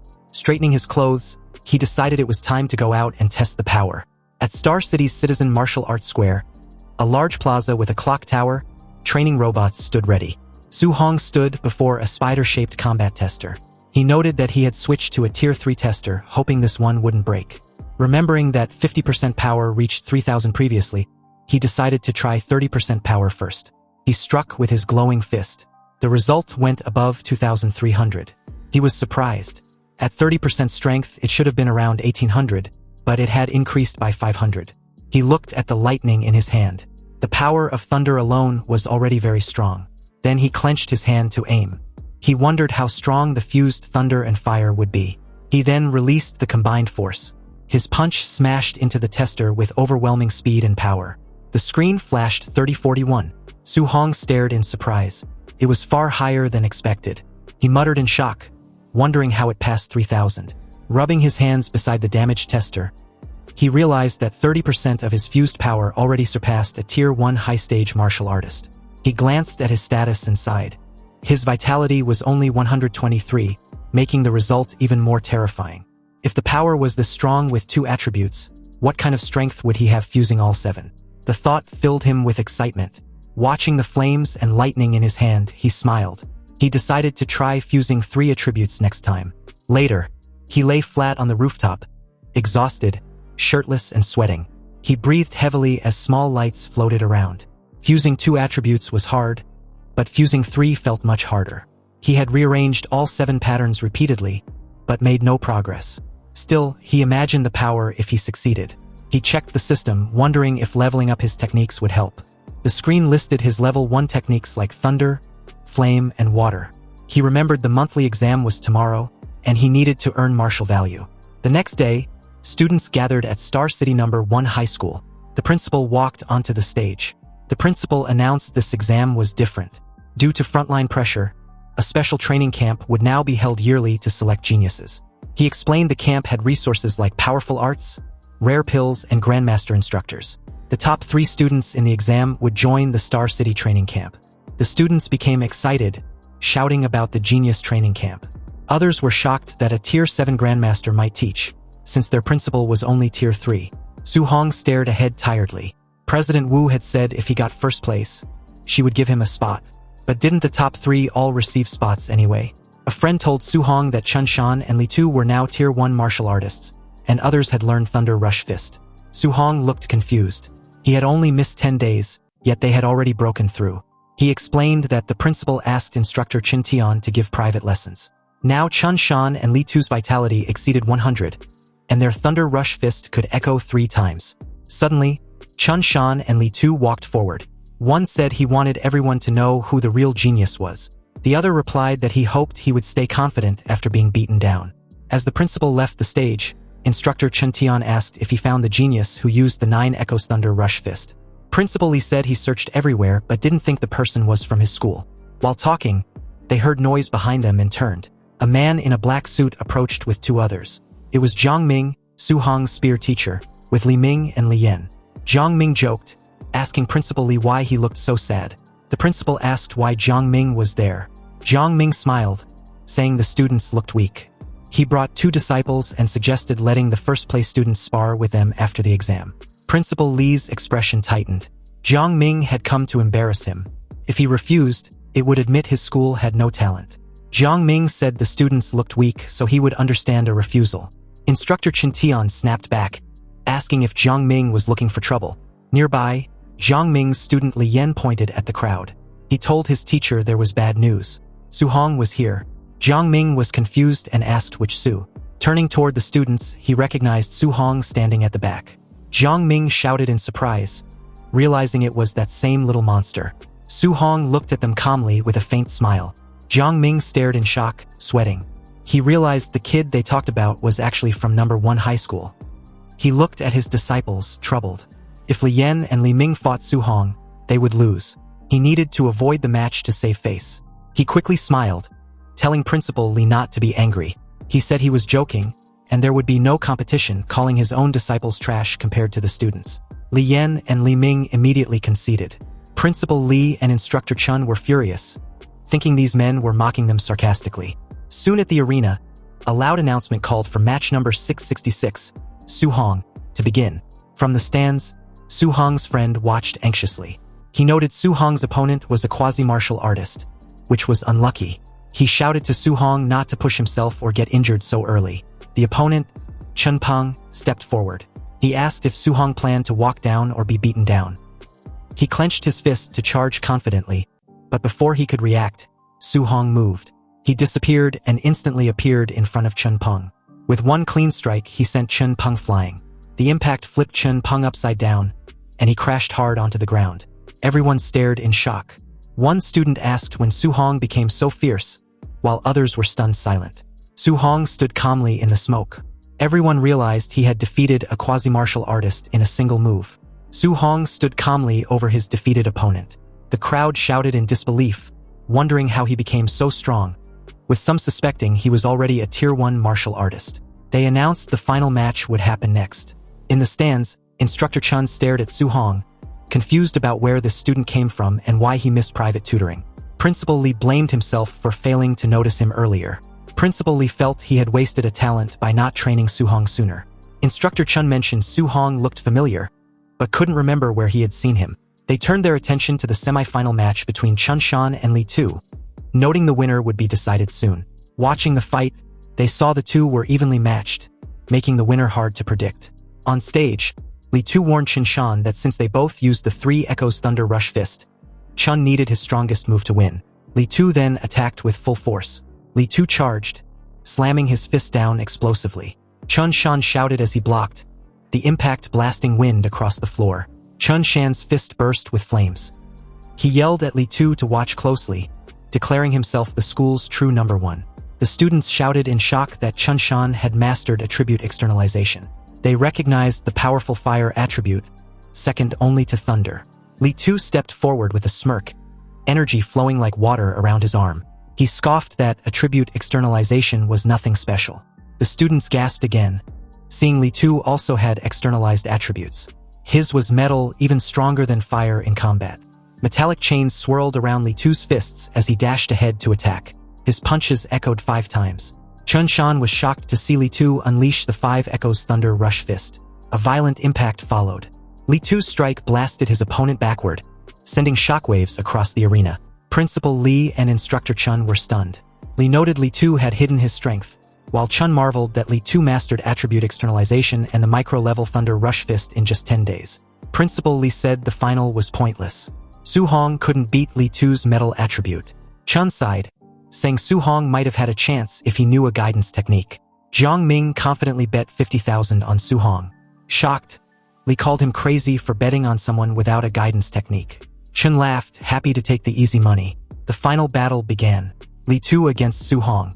Students cheered, some for Su Hong, others urging Li Tu to win. The fighters stepped onto the stage. Li Tu told Su Hong he was lucky to reach the finals without facing him or Chun Shan earlier. Su Hong remained calm. After hunting beasts, these students seemed weak, but Li Tu finally looked like a worthy opponent.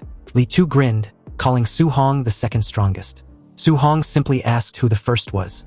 Li Tu stomped the ground, declaring that he was naturally number one. He attacked, claiming one move would show the huge gap between them. Students panicked, seeing Li Tu use the 5 Echoes Thunder Rush Fist immediately. They feared it was already over for Su Hong. But Su Hong's eyes glowed with golden light as power built up inside him. Flames burst from his fist as he charged, wanting to test the limits of his physical body. The crowd screamed that Su Hong was crazy for meeting the attack head-on instead of dodging. Their fists smashed together explosively, shaking the ground. They clashed repeatedly, sending energy bursts through the air. Su Hong met the thunderous attack directly. Li Tu was shocked that Su Hong stopped his 5 Echoes fist instantly with just 5 punches. They fought on, fists colliding in a storm of blows amidst whipping energy chains. Li Tu gritted his teeth. Every punch from Su Hong felt overwhelmingly heavy, like fighting a monster. In the stands, a teacher exclaimed that Su Hong was evenly matching Li Tu without using any martial skills. His friend shouted that his strength was terrifying. The officials were stunned. Chun guessed Su Hong had a special physique. Principal Li laughed, proud the school produced such a genius. However, Chun noted that despite Su Hong's strength, Li Tu's condensed attributes still gave him the edge. The clash sent both sliding back. Su Hong steadied his flaming fist, while Li Tu was forced back several meters. Angry, Li Tu shouted that he would win. Blue lightning surged around his arms as he powered up. He lunged, fists wrapped in energy chains, demanding Su Hong accept defeat. Su Hong realized Li Tu was no longer holding back and was attacking at full power. Since Li Tu went all out, Su Hong decided to show some respect. Flames burst from his fist as he sprinted to meet the attack. Lightning burst across the arena. Li Tu yelled in shock, realizing Su Hong could also use attribute externalization. Principal Li and Instructor Chun trembled as golden lightning filled the arena, leaving them speechless. They were stunned Su Hong had mastered the Thunder Guidance technique. Chun explained that a special physique combined with the Thunder attribute made him terrifying. Su Hong and Li Tu clashed again, causing lightning and chains to explode everywhere. Li Tu realized with alarm that Su Hong's Thunder attribute was stronger than his own metal attribute. Lightning coiled around Su Hong. He told Li Tu that since he revealed his ultimate move, he would answer properly. Su Hong's eyes glowed gold. He announced his ultimate move and charged using the Thunder Rush Fist. His strike landed explosively. The impacts echoed rapidly, driving Li Tu back as 9 echo bursts blasted across the arena. 9 echoes impossible, Li Tu shouted. Blood burst from his mouth as he crashed to the ground. Su Hong stood over him, thunder still crackling around his fists. The students fell silent, their faces frozen in pure shock. Someone finally asked if he won. Excitement erupted as they realized Su Hong reached the perfect realm. 9 echoes surpassing even the teachers. Instructor Chun stuttered in disbelief. Principal Li trembled, declaring Su Hong not just a genius, but the dragon of Star City High. Chun wiped his sweat, imagining how devastated other geniuses in the training camp would be facing a monster like Su Hong. As Su Hong walked away, Chun admired him. He said a golden carp transforms into a dragon when it meets the wind. Star City was too small for him. Principal Lee agreed. He predicted Su Hong would rise like a dragon, shining brightest in the imperial capital and the battlefield of 10,000 races. Anyway, Su Hong heads back home where his uncle had just finished making a simple dinner. He immediately asked how the exam went. With a grin, Su Hong said he'd taken first place in the monthly exam. His uncle stared at him for a second, then burst out in excitement. They were still celebrating when loud knocking suddenly hit the door. A woman's sharp voice came from the hallway, asking if this was Su Hong's home. Su Hong opened the door, confused. His uncle and aunt stood just behind him, peeking out cautiously. Outside stood a well-dressed woman covered in expensive jewelry. She introduced herself as Lin Nan's mother. She explained that only the top 3 students could enter the training camp. Her son had ranked 4th. Then she got straight to the point. She wanted Su Hong to give up his spot. She calmly pulled out a stack of cash and said she was offering 30,000 if he stepped aside. Su Hong and his family just looked at her. No one reached for the money. They looked more confused than tempted. When she saw that the cash wasn't working, her tone changed. She said the training camp was brutal and that people could die there. She added that with their poor background, it would be smarter to quit early. Other students, she claimed, had high-grade pills and resources that Su Hong could never afford. Her words made his aunt uneasy. She asked Su Hong quietly if it was really that dangerous. His uncle rubbed her back, trying to calm her down. Then he turned to Su Hong and seriously asked if he could truly promise he'd be safe. Su Hong stepped forward and said clearly that he could guarantee his own safety. The woman let out a mocking laugh and asked the uncle if he actually believed a kid's promise. His uncle didn't hesitate. He said Su Hong was grown now, and there was no way he'd trust a stranger over his own family. The door shut behind her. From the hallway, she shouted that they were just waiting to get eliminated at camp. Inside, things slowly settled. His uncle asked Su Hong if he had hidden how dangerous the camp was. Su Hong told them it wasn't a big deal and that he could handle it. His uncle gave him a big thumbs up. He admitted he was just an ordinary man, but if Su Hong had the courage to face something like this, then the family would back him all the way. Suddenly, his aunt smacked his uncle on the back, telling him to stop making it so dramatic. She said they didn't care about rankings or glory. They just wanted Su Hong safe. Su Hong nodded with a warm smile, hearing that made him feel lighter. Later that night, he stood alone on the rooftop looking over the city lights. He knew that even though his uncle and aunt said they supported him, they were still worried. He quietly promised himself he wouldn't let them down. If he wanted to protect their new life, he had to get stronger. He opened his system interface. He had gained 285 martial value points from the monthly exam, but it didn't feel like enough. His mortal body stat was at 36.1%. Thinking about the powerful geniuses at the training camp, he decided to focus on strengthening his body first. He started adding points to the mortal body stat. A red glow surrounded him as the percentage slowly climbed. When it stopped, steam rose from his body.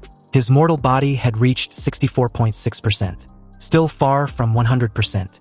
He wondered what kind of special physique he would unlock once it was complete. Then he noticed something unexpected. Both his Thunder Guidance Technique and Heavenly Flame Guidance Technique had quietly advanced to level 2.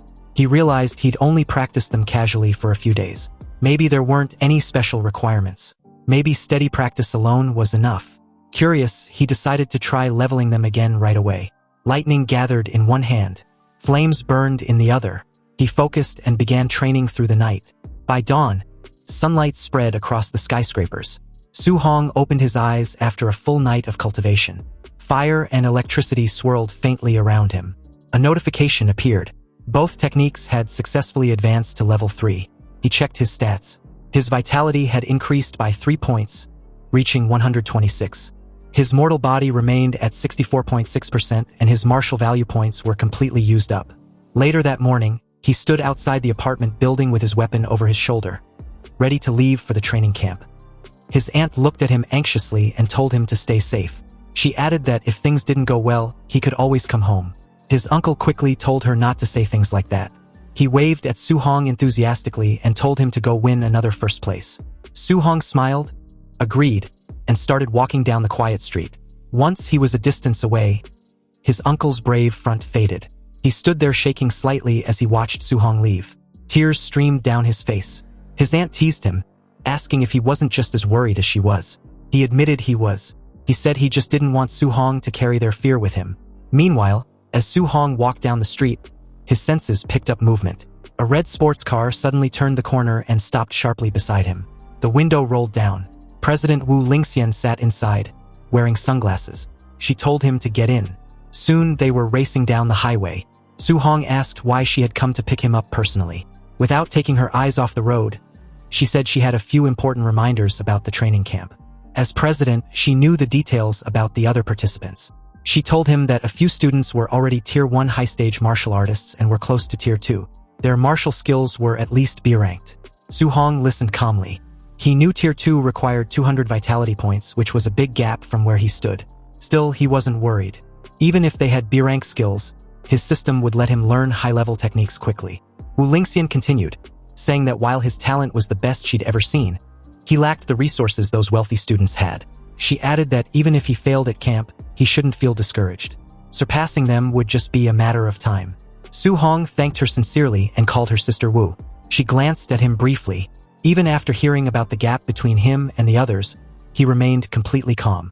She figured his mindset wouldn't be a problem at all. A while later, a black van drove through the treacherous curvy road of the Tianlin mountain range. Inside the vehicle, Li Tu and Chen Shan were in shock after realizing that the training camp was set in a place where ferocious beasts gather in droves. Principal Li calmly assures him not to worry, explaining that the entire camp was overseen by grandmasters, so there was no life-threatening danger.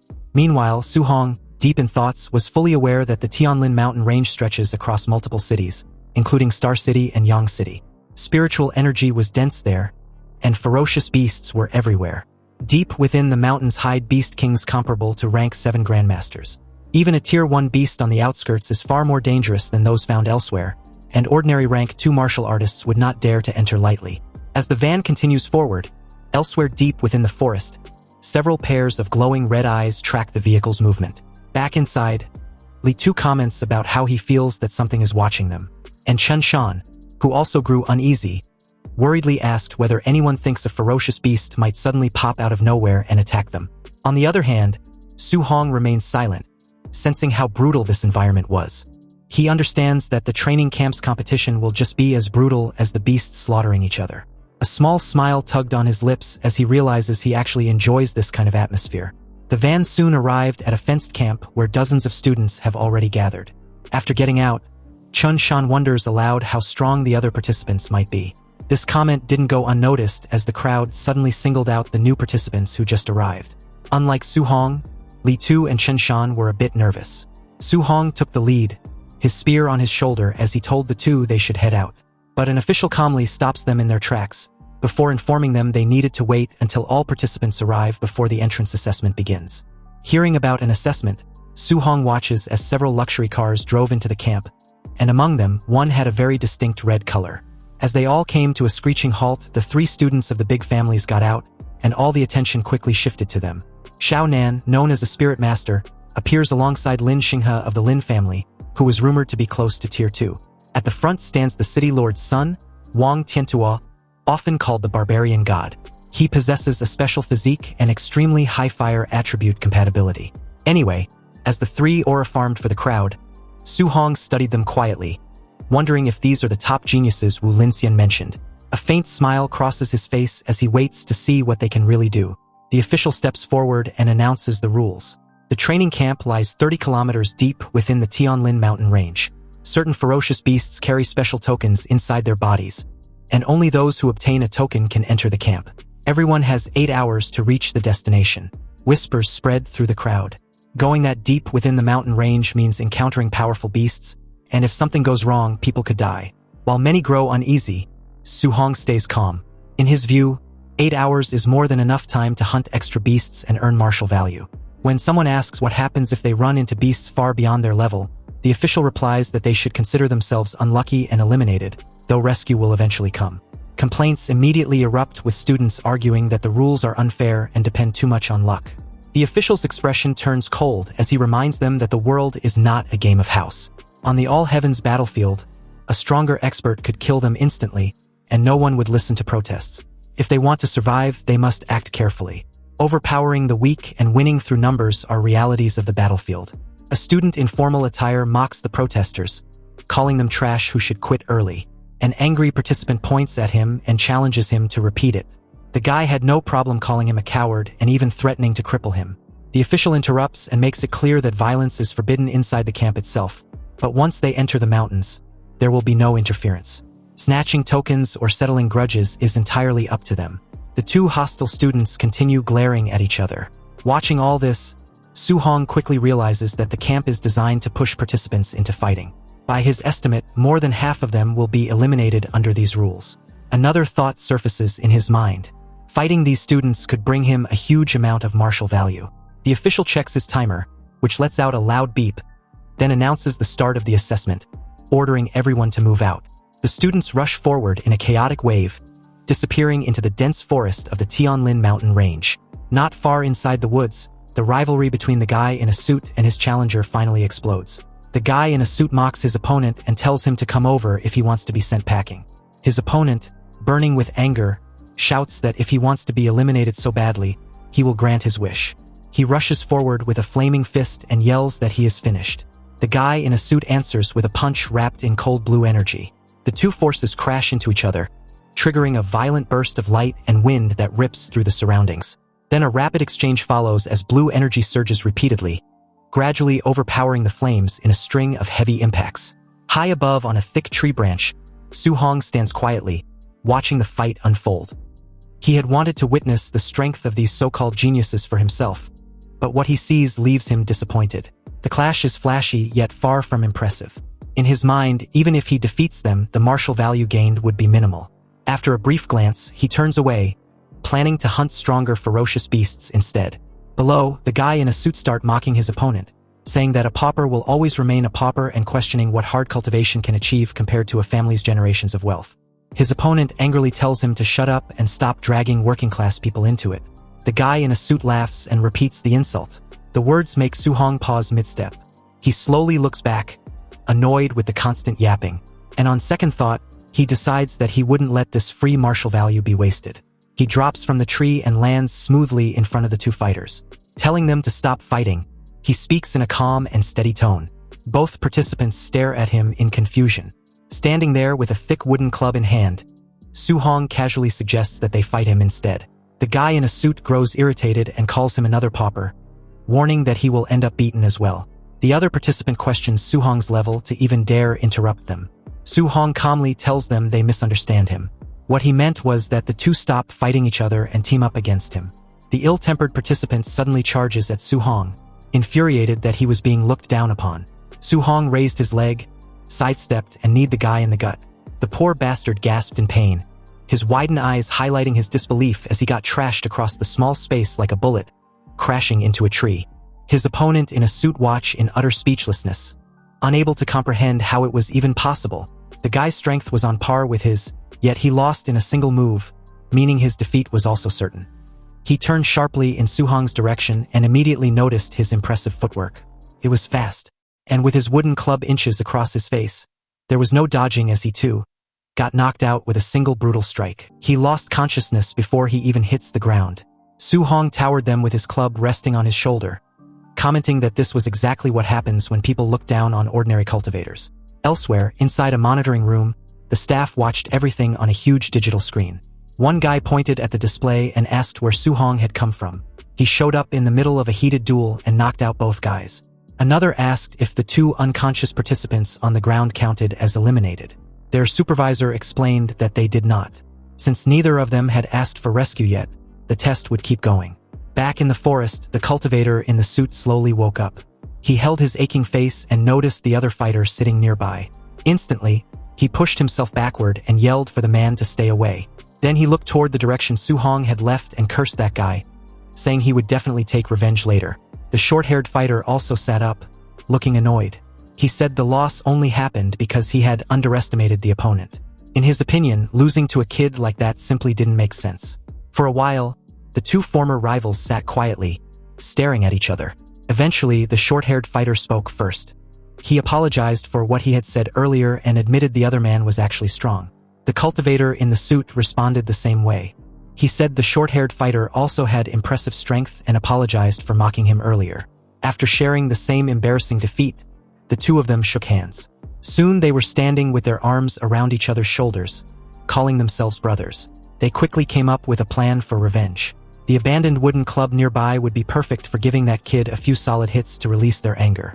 Meanwhile, Su Hong ran through the forest at high speed. Suddenly, he stopped when a group of Tier 1 initial stage giant-tooth wild boars rushed out from the bushes. Seeing them again, Su Hong muttered that he had run into another pack. He wondered how many of these creatures he had already seen in the Tianlin mountain range. The boars charged toward him with heavy pounding steps. Su Hong's eyes flashed with a golden light as he launched his Thunder Rush fist, 9 echoes sending yellow lightning bursting forward.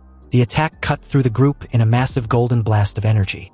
When the dust cleared, system messages appeared around him, informing him he'd gained 32 martial value. Su Hong thought about how defeating martial artists used to give dozens of points. Now the rewards were getting smaller as his strength increased. He shrugged it off and decided the real goal was finding tokens. He started cutting open the boar carcasses, remembering that the dozen beasts he killed earlier hadn't carried any tokens either. After wiping the blood from his hands, he confirmed that none of them had one. Su Hong concluded that only stronger beasts probably carried tokens. Half an hour later, he moved deeper into the forest, jumping between trees while searching the area. When he first entered the 5-kilometer zone, he could find more than a dozen low-level beasts every hour. Now he couldn't see a single one. At that moment, a massive Tier 1 high-stage Netherknight black tiger suddenly lunged out with a loud roar. Su Hong quickly avoided the attack and recognized the beast right away. Blue energy gathered around his finger as he used Void-Breaking Finger. The strike landed directly on the tiger. The beast cried out as the force smashed it into the ground, cracking the earth beneath it. To finish the fight, Su Hong thrust his spear straight into the tiger's head. A message appeared, martial value plus 35. Su Hong commented to himself that with his current strength, defeating a Tier 1 high-stage beast felt extremely easy. He then searched through the tiger's stomach and finally pulled out a red and gold token covered in blood. Looking at it, Su Hong remarked that it had taken almost 3 hours just to find a single one. Thinking about it, he compared the situation. Low-level boars appeared everywhere, while high-stage beasts like this tiger were rare. The stronger beasts gave more value, but there were far fewer of them. After considering it for a moment, Su Hong decided that quantity was the better option. Hunting lots of weaker beasts near the outer areas would let him gather martial value much faster. With 5 hours left in the assessment, Su Hong headed out again. His plan was simple: push his mortal body to its limit before time ran out, leaving behind a clearing full of blood and beast carcasses as he walked away. The forest clearing was filled with the bodies of fallen wild boars. Blood stained the ground, and the air carried the heavy scent of battle. Suddenly, a huge bear burst out with a thunderous roar and rushed straight at Su Hong. Its eyes glowed with a faint red light as it swung a massive claw toward him. The attack missed. While moving around the beast, he noted to himself that after fighting dozens of Tier 1 ferocious beasts, he had finally run into another Tier 1 middle stage one. Bright orange flames began to gather around his fist as he prepared to strike back. Su Hong jumped high into the air and drove his flaming punch straight into the bear's open mouth. Fire and force burst out at the same time. In the reflection of the bear's golden eye, Su Hong could be seen descending again for the finishing strike. He dropped down with full force, slamming his weight onto the beast. The impact shook the ground violently. Moments later, the huge body stopped moving. Su Hong stood over the defeated beast and took a moment to think. Ever since his mortal body reached 60%, defeating a Tier 1 middle stage ferocious beast with pure physical strength had become possible. He glanced down at his hands and clothes, both covered in blood. Then he opened his system interface to check his progress. After calculating the numbers, Su Hong noted that he had already gained 254 martial value points. He still needed a little more than 100 points to fully max out his mortal body. Looking at the remaining time, Su Hong saw that over 3 hours were still left in the assessment. He picked up his spear, ready to continue hunting and gather enough martial value. Right then, several thunder-like booms suddenly echoed across the forest. Su Hong immediately looked toward the sky. Sweat formed on his forehead as he asked out loud what kind of noise that was. Above the forest, a massive golden bird with glowing wings flew across the sky, its enormous shadow covering the land below.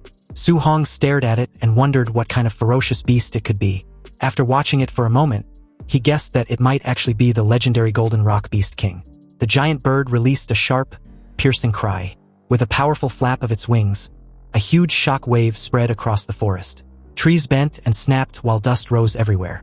Su Hong planted his spear into the ground and held on tightly to keep his balance against the powerful force. Watching the scene, he commented to himself that the Beast King's strength was terrifying. Even a simple flap of its wings had created such an enormous shock wave. A violent crash echoed as a massive tree split apart, its trunk snapping under immense force. Su Hong leaped onto a broken stone as a shock wave rushed past. Wind roared around him while he steadied himself, looking to the sky and wondering what beast could cause this. Pressed against a cliff, sweat on his face, he admitted he'd grown complacent. Faced with such overwhelming power, he realized he was just an ant to top-tier experts. Then his eyes widened. He saw something else approaching high in the air. The Golden Rock Beast King hovered on spread wings. A second figure approached, also shining with golden light. It was rank 7 Grandmaster Qin Tianli, wrapped in a fierce flaming aura. He announced himself as Qin Tianli, saying he was borrowing the territory, and asked why the Beast King returned. The Golden Rock Beast King swooped down, claws extended. It shouted it never agreed to lend its territory. Qin Tianli shot forward like a golden firestorm. He yelled he would beat the Beast King until it agreed, and the two forces collided in midair. The rock's wings flashed gold as it twisted. Qin Tianli's punch exploded against its feathers, and the beast beat its wings again with a sharp cry. Light spiraled around it, forcing Qin Tianli back with a shock wave. He steadied himself, irritated by the noise. Yelling the rock was too noisy, he rushed in again. A rapid series of impacts followed. Explosions of golden force repeatedly struck the beast, lighting up the sky as they clashed violently in midair. Qin Tianli's punch smashed into the Beast King's head, sending feathers and blood scattering. The impact forced the massive beast backward.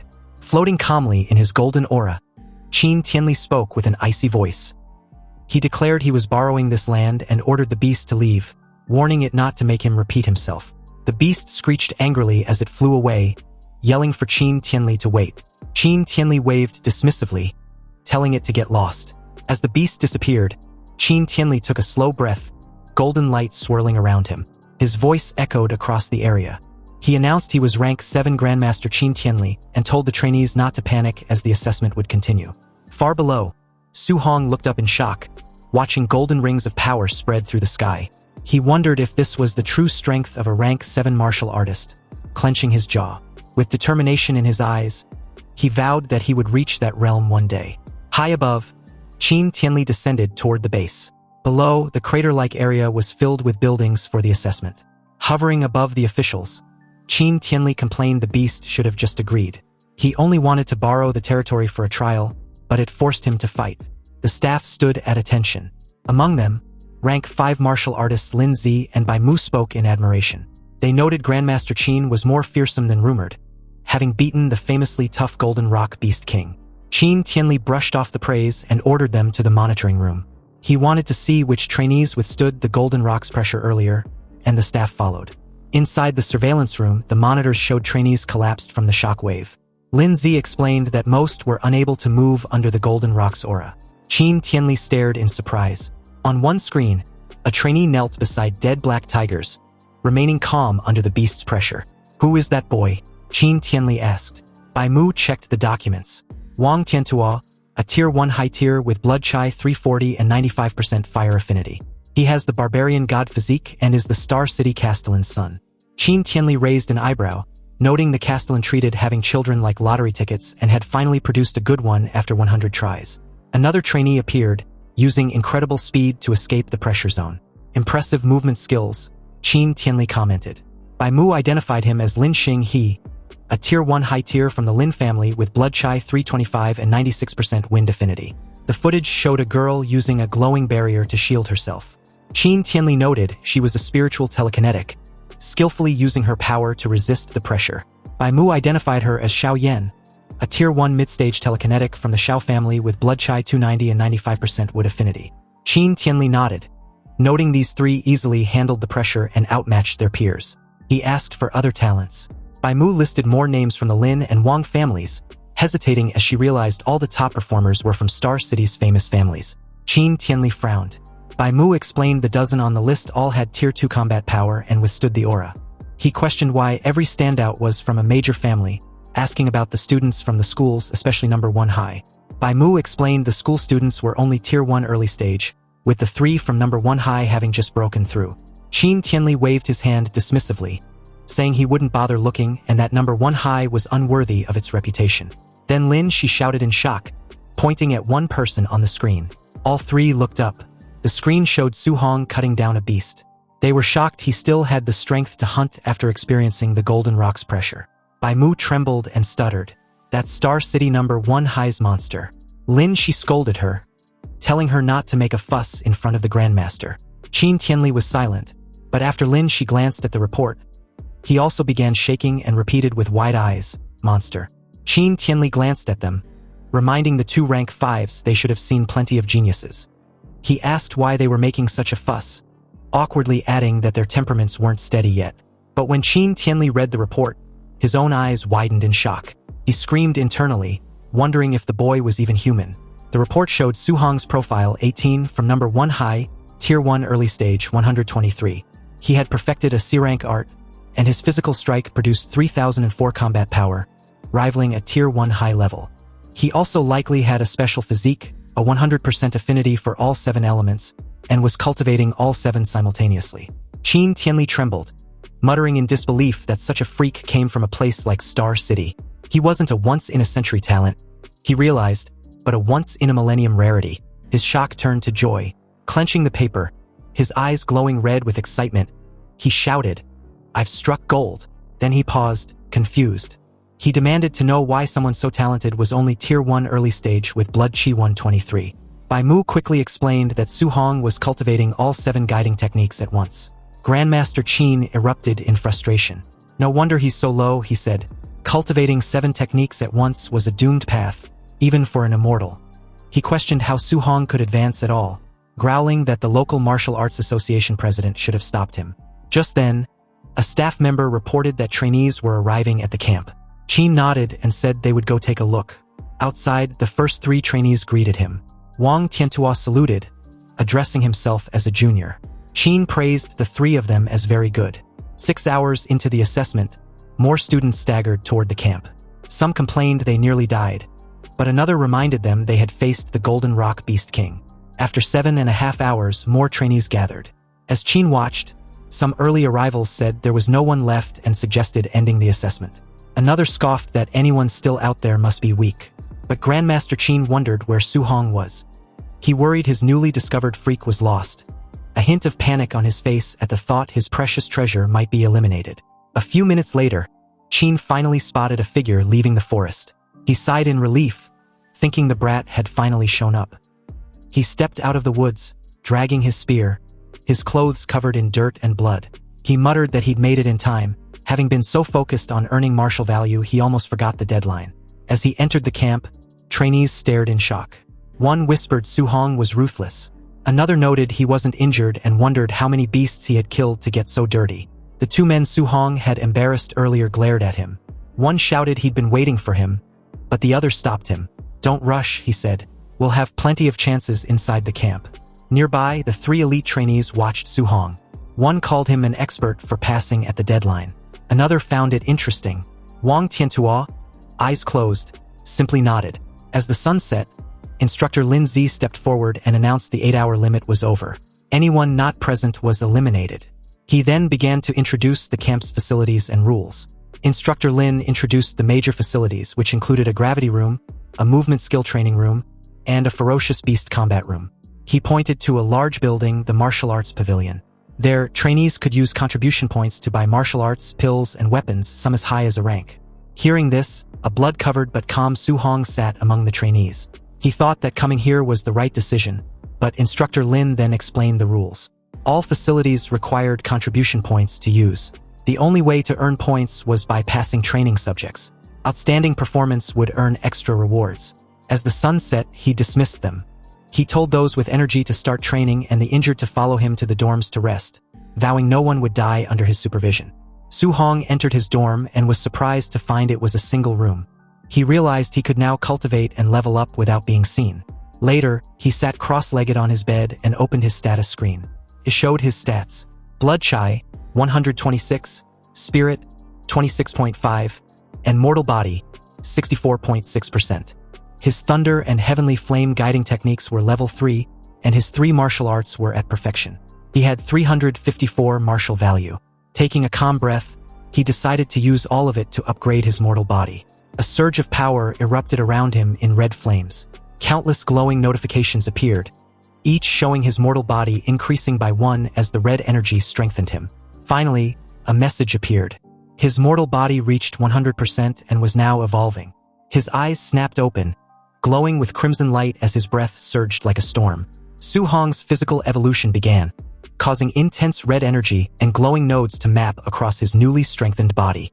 He meditated on the floor of his dorm room while a fierce vortex of spiritual energy swirled around him. As the process finished, he let out a sigh, with steam radiating off his refined form. Inspecting his physique, he was amazed by the sheer overwhelming power his physical body now possessed. His system interface appeared, revealing that he had unlocked the Overlord body, which the system described as the existence with the strongest physical strength in the world. He noticed that the physique was currently at rank 0%, meaning it could still be upgraded. This left him wondering what kind of heaven-defying form it might evolve into next. Eager to test the limits of his extraordinary new body, he grabbed his jacket and his black spear. However, the moment he gripped the spear's shaft, the metal crunched and cracked under his hand. He stared at the weapon in shock, realizing that his casual grip was now strong enough to snap a highly durable C-rank alloy. He briefly panicked, lamenting that C-rank spears were incredibly expensive and that he had just ruined a fortune. Fortunately, he quickly remembered that he had actually looted this spear for free during his time in the wilderness. Knowing his old equipment could no longer handle his strength, he decided he must gather camp contribution points as soon as possible to exchange for an A-rank alloy spear. Striding confidently out of his room into the hallway, he planned his next move, contemplating if he could easily earn those points by training with a weight vest of a few hundred kilograms. Inside the camp warehouse, a crowd of trainees gathered in awe around Wang Tiantuo. Despite carrying a massive 3,000-kilogram weight, Wang Tiantuo effortlessly leaped into the air.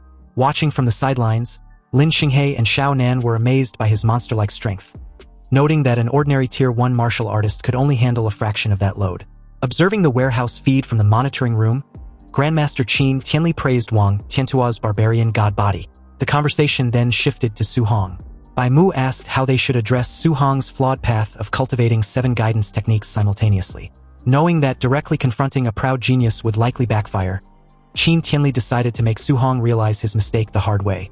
Qin Tianli asked instructor Lin Zhe about the progress of a secretly planned night raid meant to ambush the trainees. Lin Zhe smiled wickedly, anticipating the despair of the students who mistakenly believed they could finally relax after the entrance exam. To execute his lesson, Qin Tianli specifically ordered Lin Zhe to send a powerful Tier 1 high-stage martial artist to overwhelmingly defeat Su Hong.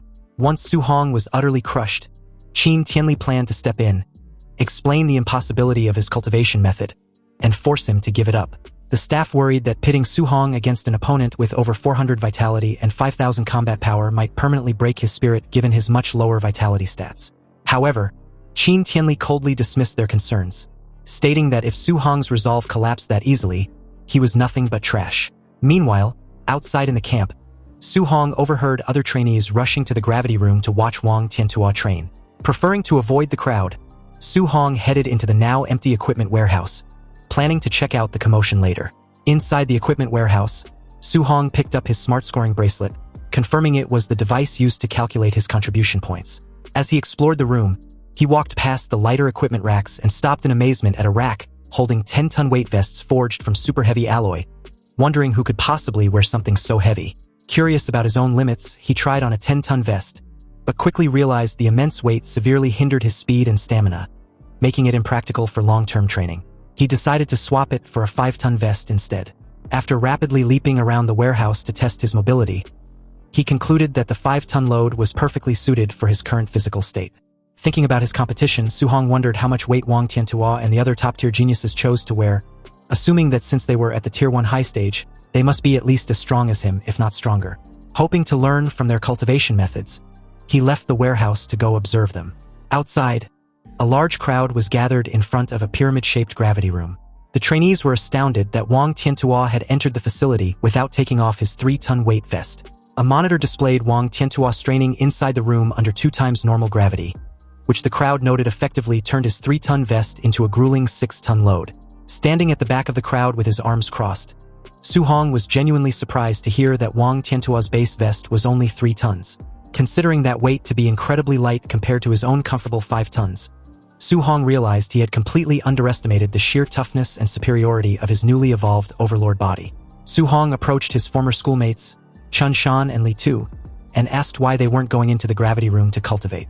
Looking defeated, the two explained that the massive gap in strength between them and the top-tier geniuses made them feel completely inadequate, and they feared the embarrassment of being compared to them if they trained right then. Su Hong sighed and patted one of them on the shoulder, disappointed that they would let their pride and fear of comparison stop them from improving. Ignoring their warnings to wait until the crowd left, Su Hong confidently walked toward the brightly lit pyramid-shaped gravity room. The gathered onlookers immediately began to mock him. Assuming he was trying to arrogantly surpass Wang Tiantuo's record, they called him brainless and shameless, especially since he didn't appear to be wearing a weight suit. Unbothered by their taunts, Su Hong stepped through the entrance, reflecting that such expensive, heavily funded facilities were usually restricted to elite aristocratic families. Making this a rare opportunity he refused to let slip by. Inside the high-tech room, Su Hong evaluated his limits. He calculated that because he was secretly wearing the 5-ton weight vest under his tracksuit, setting the room to double gravity would subject his body to 10 tons of force, a crushing load he could only endure for about 10 minutes. Deciding to pace himself so he could train for a longer period, he adjusted the control dial to 1.5 times normal gravity instead. Instantly, the increased pressure hit him and he grunted as his body strained to brace against the heavy, invisible force. Completely unaware of his hidden 5-ton vest, the crowd outside watched his struggles on the monitor and laughed. They mocked him for barely being able to handle a mere 1.5x gravity without any extra weights, cementing their belief that he was just weak, since he had been the last to finish the entrance assessment. Meanwhile, completely focused on his training, Su Hong sat cross-legged on the floor, surrounded by a fiery red aura. He realized that while the intense pressure made cultivating his guidance techniques significantly more difficult, the high-end facility was doing its job perfectly, as his cultivation speed had drastically accelerated. After enduring the intense pressure for 2 hours, Su Hong remained seated on the floor of the gravity room, cultivating while enveloped in a fierce red aura. Sweating heavily and pushing his limits, he focused on his training while his eyes glowed with a sharp blue light. His strenuous effort yielded significant results when he checked his system panel. He noted with satisfaction that his water, earth, and wind guidance techniques had all leveled up by 1, and his vitality had jumped from 126 to 130 points. Struggling to his feet, he finally turned off the gravity machine. Impressed by the room's effectiveness, he eagerly considered how beneficial the camp's movement technique and Ferocious Beast rooms would be. Utterly exhausted, he stumbled out of the facility, wiping the thick sweat from his face. Waiting outside, 2 other trainees immediately began to mock him. Still under the false impression that he had been training without weights at a mere 1.5x gravity, they laughed at his worn-out state, with one arrogantly boasting that he could easily sleep overnight in those conditions. Ignoring their baseless taunts, Su Hong simply complained about the boiling heat and terrible breathability of his gear before unzipping his tracksuit, casually revealing the massive 5-ton weight vest he had been wearing the entire time. Seeing the heavy equipment hidden underneath his clothes, the 2 mocking trainees were left completely paralyzed in shock. They were surprised when Su Hong removed his weight vest, assuming it only weighed around 500 kilograms. Despite acknowledging that his strength was passable for lasting 2 hours, they still looked down on him as he dropped the vest to the ground, insisting that he was nothing compared to the camp's top genius, Wang Tiantuo. Suddenly, a commotion broke out as the crowd noticed Wang Tiantuo finally exiting the gravity room. The trainees marveled that he had withstood 6 tons of heavy pressure for over 2 hours. Sweating profusely and panting, Wang Tiantuo stepped out while the crowd praised his physical strength as the absolute best in the training camp. He unfastened his heavy-weight vest and carelessly tossed it to the floor. The massive impact shook the earth, terrifying the nearby trainees. Relieved to be free of the immense burden, Wang Tiantuo massaged his sore shoulder and admitted the weight was incredibly grueling. Lin Xingyi then approached Wang Tiantuo, casually fanning himself, and challenged him to a competition in the movement technique room. Wang Tiantuo immediately declined, acknowledging that Lin Xingyi cultivated an A-rank wind attribute movement technique and admitting he would be completely foolish to compete against him in agility. Overhearing their conversation, Su Hong was instantly intrigued by the mention of an A-rank movement technique. Realizing that despite the immense raw power of his newly evolved overlord body, he still lacked high-level agility skills, Su Hong smiled, seeing a perfect opportunity to upgrade his arsenal. Following the crowd, Su Hong arrived at the dome-shaped movement technique training room, eager to witness the A-rank flying swan-startling cloud step for himself. Inside, the trainees watched the monitors in disbelief, noting that Lin Xingyi had confidently set the room's arrow-dodging simulation to its absolute maximum difficulty of level 10.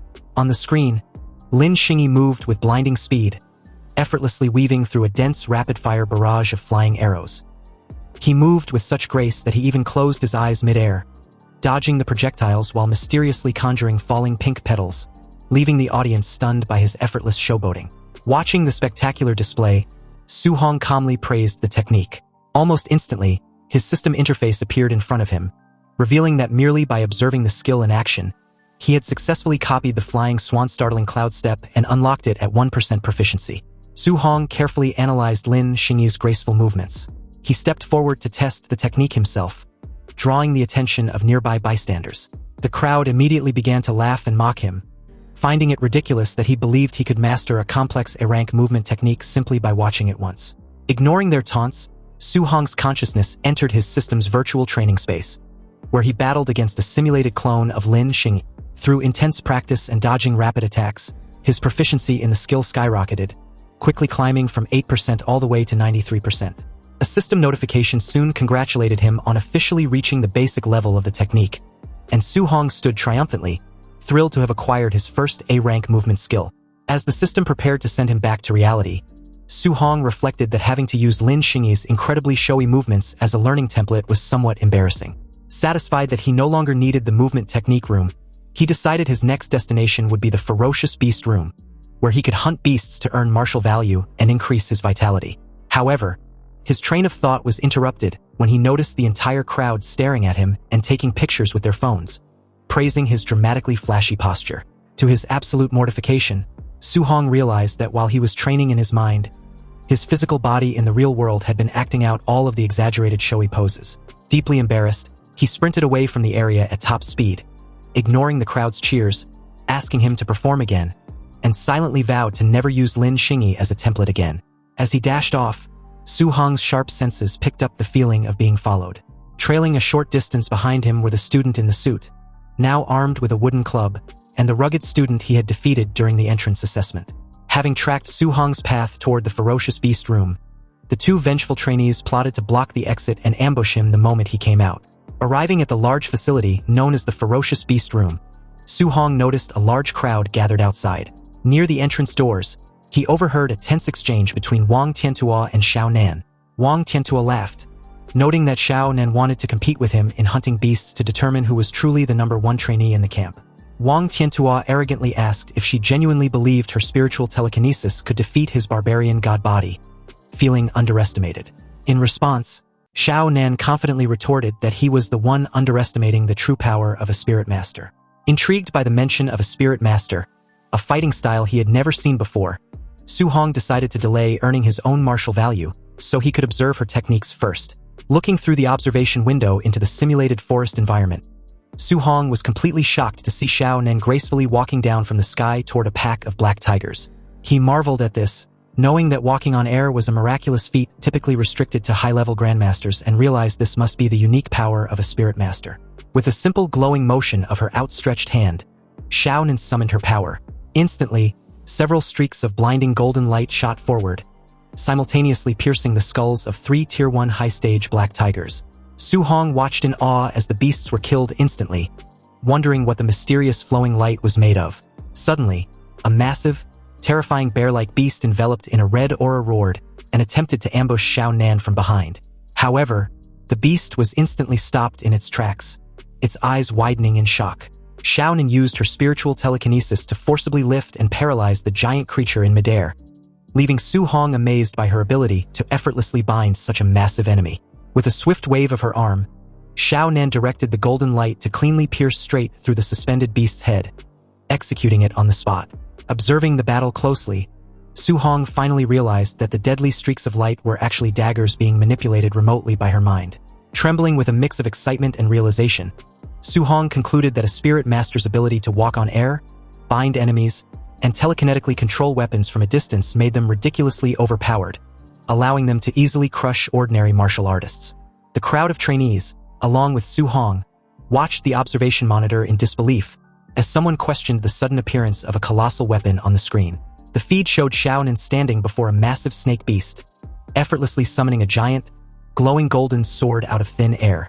With a swift, commanding downward swing of her arm, the enormous golden blade dropped, slicing the giant snake cleanly in half. Observing this impossible feat, Su Hong was completely bewildered. He noted that she wasn't carrying any weapon earlier, and reasoned that a physical sword of that magnitude would weigh several tons, making it far too heavy to wield so easily. Stepping into the conversation, Lin Xingyi casually approached the group while fanning himself. He calmly clarified that the giant sword wasn't a physical weapon at all, but rather a highly advanced A-rank martial skill exclusive to spirit masters. Hearing this, the crowd was astounded that yet another A-rank skill had been revealed. Someone turned to Lin asking how all the top geniuses seemed to possess such rare techniques, and wondered if Wang Tiantuo had one as well. Lin Xingyi confidently confirmed that Wang Tiantuo did indeed possess a devastatingly powerful A-rank offensive martial skill, causing the surrounding trainees to despairingly call the elites heaven-defying monsters. However, rather than feeling intimidated by the massive gap in resources, Su Hong broke into an eager smile. Realizing that the training camp was overflowing with elite A-rank martial skills just waiting to be copied by his system, he happily concluded that coming to the camp was the best decision he could have made. The trainees watched the monitor as Wang Tiantuo obliterated a Tier 1 high-level Ferocious Beast with a single punch. They quickly realized that the elite trainee was relying purely on his immense physical strength rather than using any actual martial skills.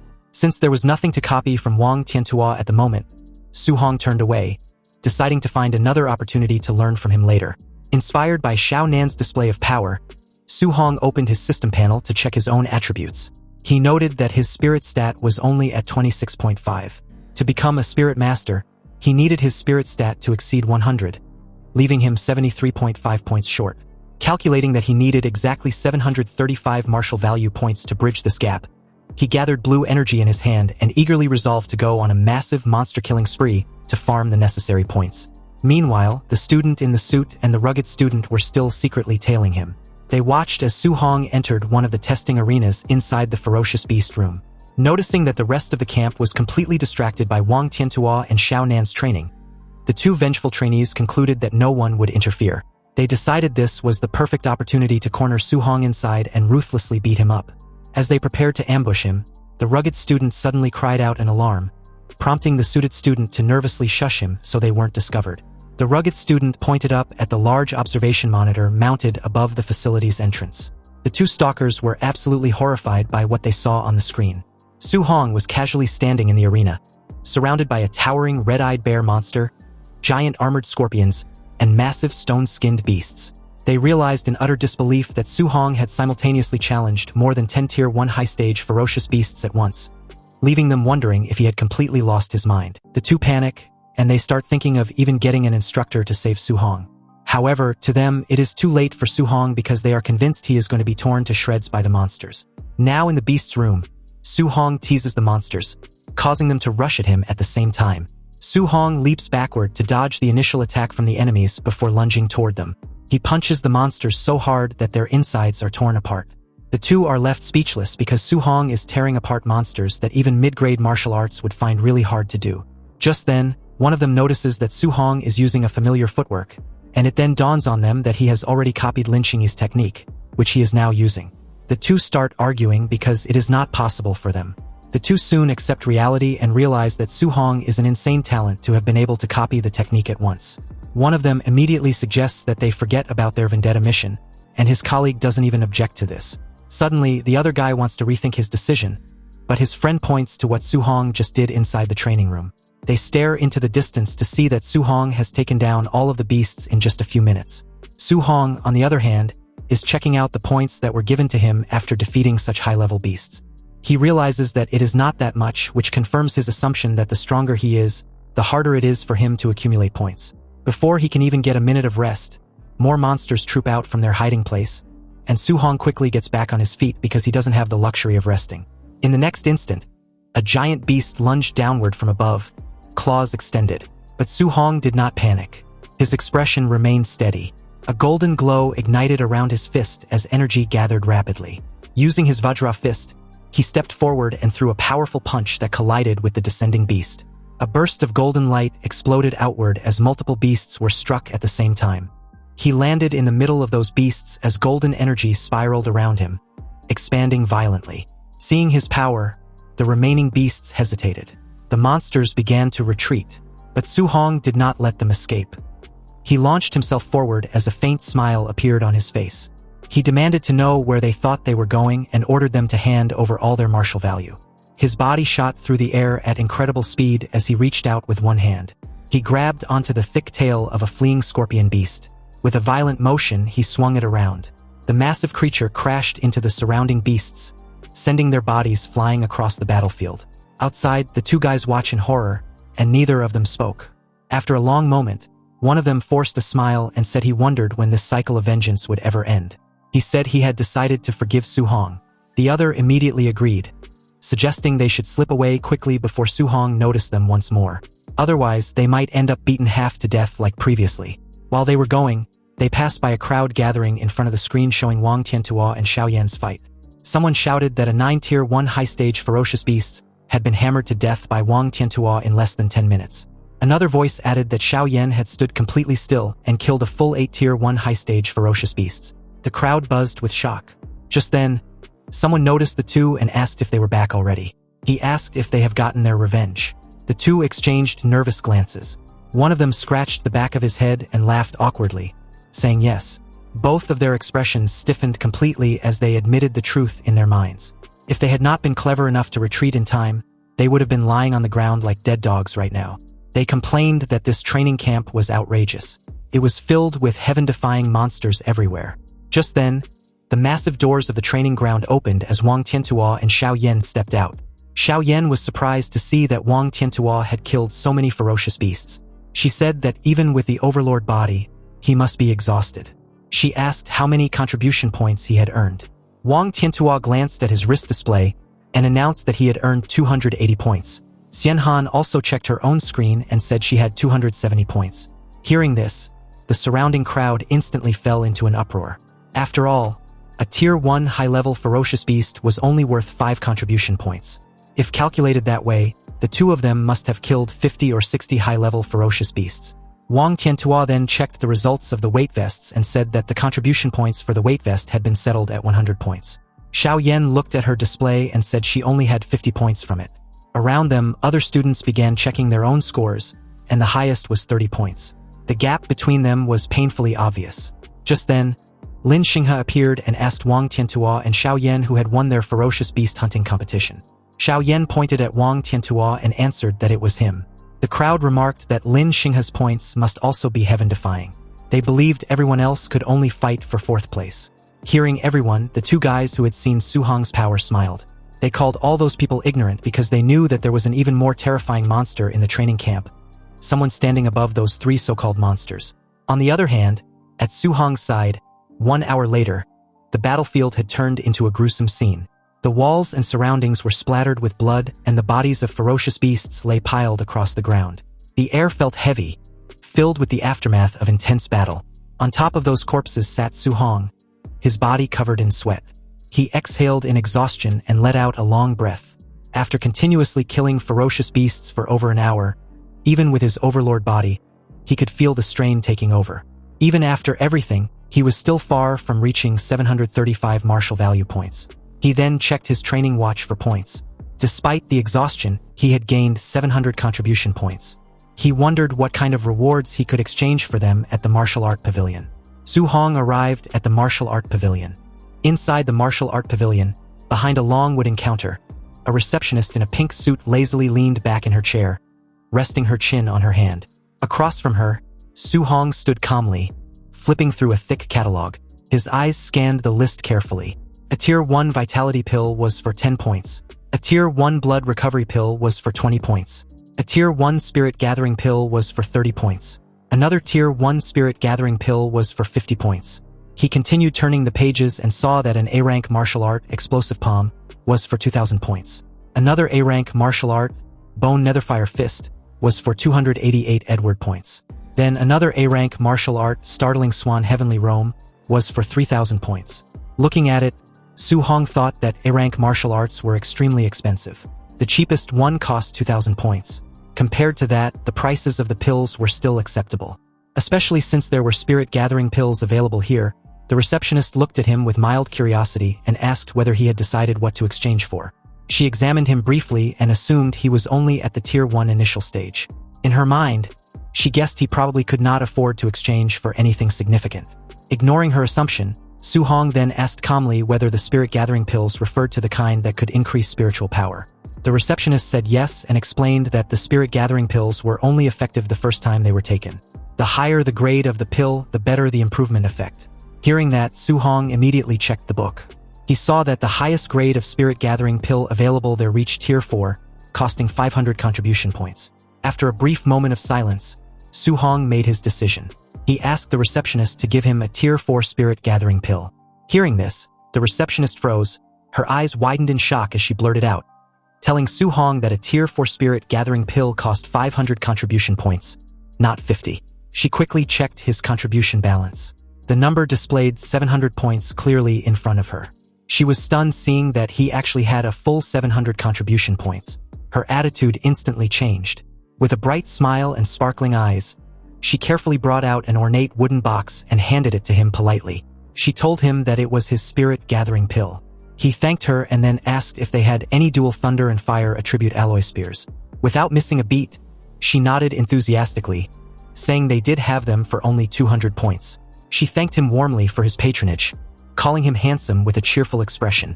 Outside, the night sky stretched wide and clear as Su Hong returned to his room. Inside, a showcase of his new spear showed a C-rank dual thunder and fire attribute spear named the Thunder Fire Spear. Later that night, Su Hong reviewed his progress. His vitality and guidance techniques had improved again. He had also obtained 490 martial value points. Su Hong sat cross-legged on his bed with the wooden box placed before him.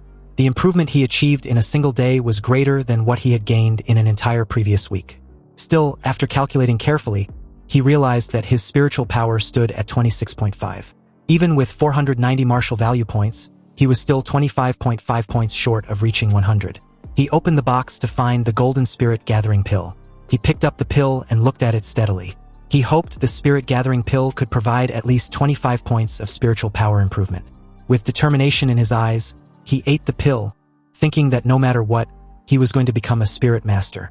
The next second, the Tier 4 spirit-gathering pill dissolved inside his body. The instant he swallowed it, its effects manifested immediately. A surge of vibrant green energy burst forth from within him. Spiritual power radiated outward as streams of luminous energy flowed through his meridians, converging at his core.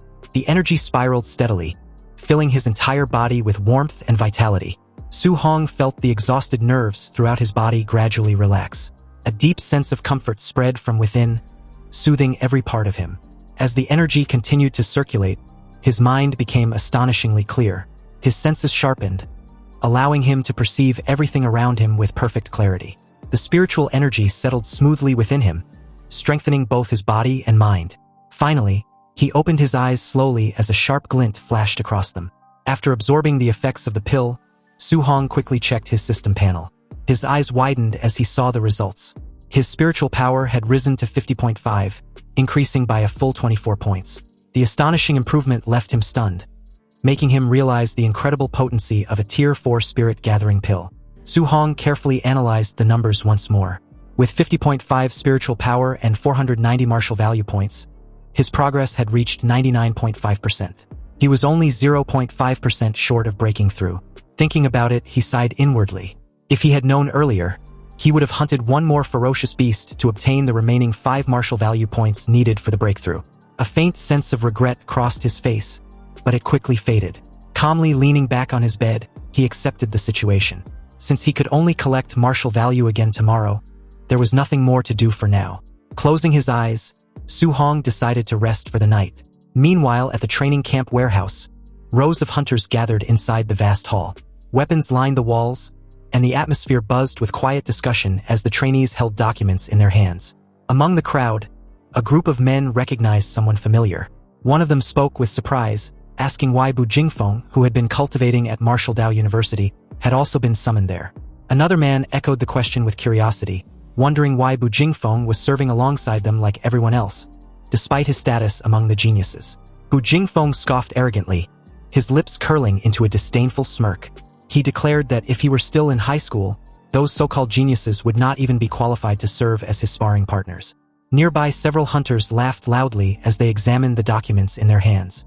One of them remarked confidently that the trainee under his supervision, Wang Tiantuo, possessed a vitality score as high as 340 points. He mockingly asked whether such a level had even been attainable back in their own days. Another man joined in the laughter, boasting proudly that the trainee he was responsible for also had vitality exceeding 300. Another guy added with confidence that his trainee was even a spirit master, implying that the strength of such a prodigy required no further explanation. Hearing this, Bu Jingfeng could not help but feel surprised. He questioned how the trainees under their charge could all be so powerful, while the one assigned to him was only at the initial stage with a vitality value of 123. As he spoke, he stared at the document in his hand. It contained Su Hong's profile, an 18-year-old student from Star City No. 1 High School. The report detailed that Su Hong was at the Tier 1 initial stage with a vitality value of 123. The others looked at the document in disbelief.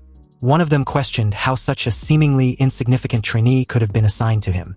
Another insisted that Bu Jingfeng's strength was the highest among all martial artists who had arrived that day, even superior to the three of them. They wondered aloud whether Grandmaster Qin had made a mistake by arranging a Tier 1 initial stage trainee for a sneak attack against another of the same level. At that moment, footsteps echoed through the hall. The murmuring ceased instantly as Grandmaster Qin entered, accompanied by two of his attendants. With calm authority, Grandmaster Qin affirmed their doubts, saying this was right. Bu Jingfeng stood before Grandmaster Qin with visible frustration. He complained that the arrangement was insulting, claiming that assigning him such an opponent was nothing more than giving him a piece of trash at the Tier 1 initial stage. But Grandmaster Qin looked at him calmly and explained that Su Hong was not as simple as he appeared. Despite having a vitality of only 123 points, his combat power was strong enough to rival that of a Tier 1 high-stage martial artist. Hearing this, the surrounding hunters were stunned. They could hardly believe that someone with such low vitality could possess strength equal to a high-stage martial artist. Shock filled their expressions as they wondered what kind of monster Su Hong truly was. Grandmaster Qin continued, revealing that part of Su Hong's intelligence was classified and therefore not included in the files they had received. He assured them that once he fights Su Hong, he would naturally understand his true abilities. Still dissatisfied, Bu Jingfeng lowered his head and protested. He explained that his own vitality was nearly 500 points, and he was on the verge of breaking through to become a Tier 2 martial artist. Yet he was being ordered to bully a junior with only 123 vitality points, which he found utterly unreasonable. Grandmaster Qin's expression hardened. He sternly ordered him to stop complaining and fight as instructed. With decisive authority, he struck Bu Jingfeng lightly on the head, reminding him to go all out. He emphasized that it would be best if he defeated Su Hong so thoroughly that Su Hong would begin to doubt his own life. Hearing this, Bu Jingfeng hesitated before asking cautiously whether Grandmaster Qin held a grudge against the trainee. He warned that if he crippled Su Hong during the fight, he would not take responsibility. A sinister smile slowly spread across Grandmaster Qin's face.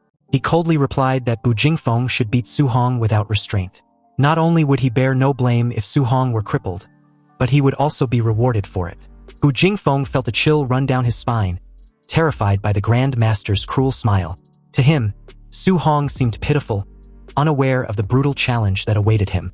A cold command echoed through the night, as Grandmaster Qin ordered everyone to stop wasting time and begin the operation immediately. In the next instant, all those hunters, now wearing masks, launched forward with explosive speed, their movements slicing through the air as they descended toward their target. The scene shifted to a quiet training city under the night sky. This calm atmosphere was suddenly shattered as the hunters stormed into action. Inside a building corridor, one of the masked hunters struck swiftly, while another attacker advanced relentlessly with a weapon in hand.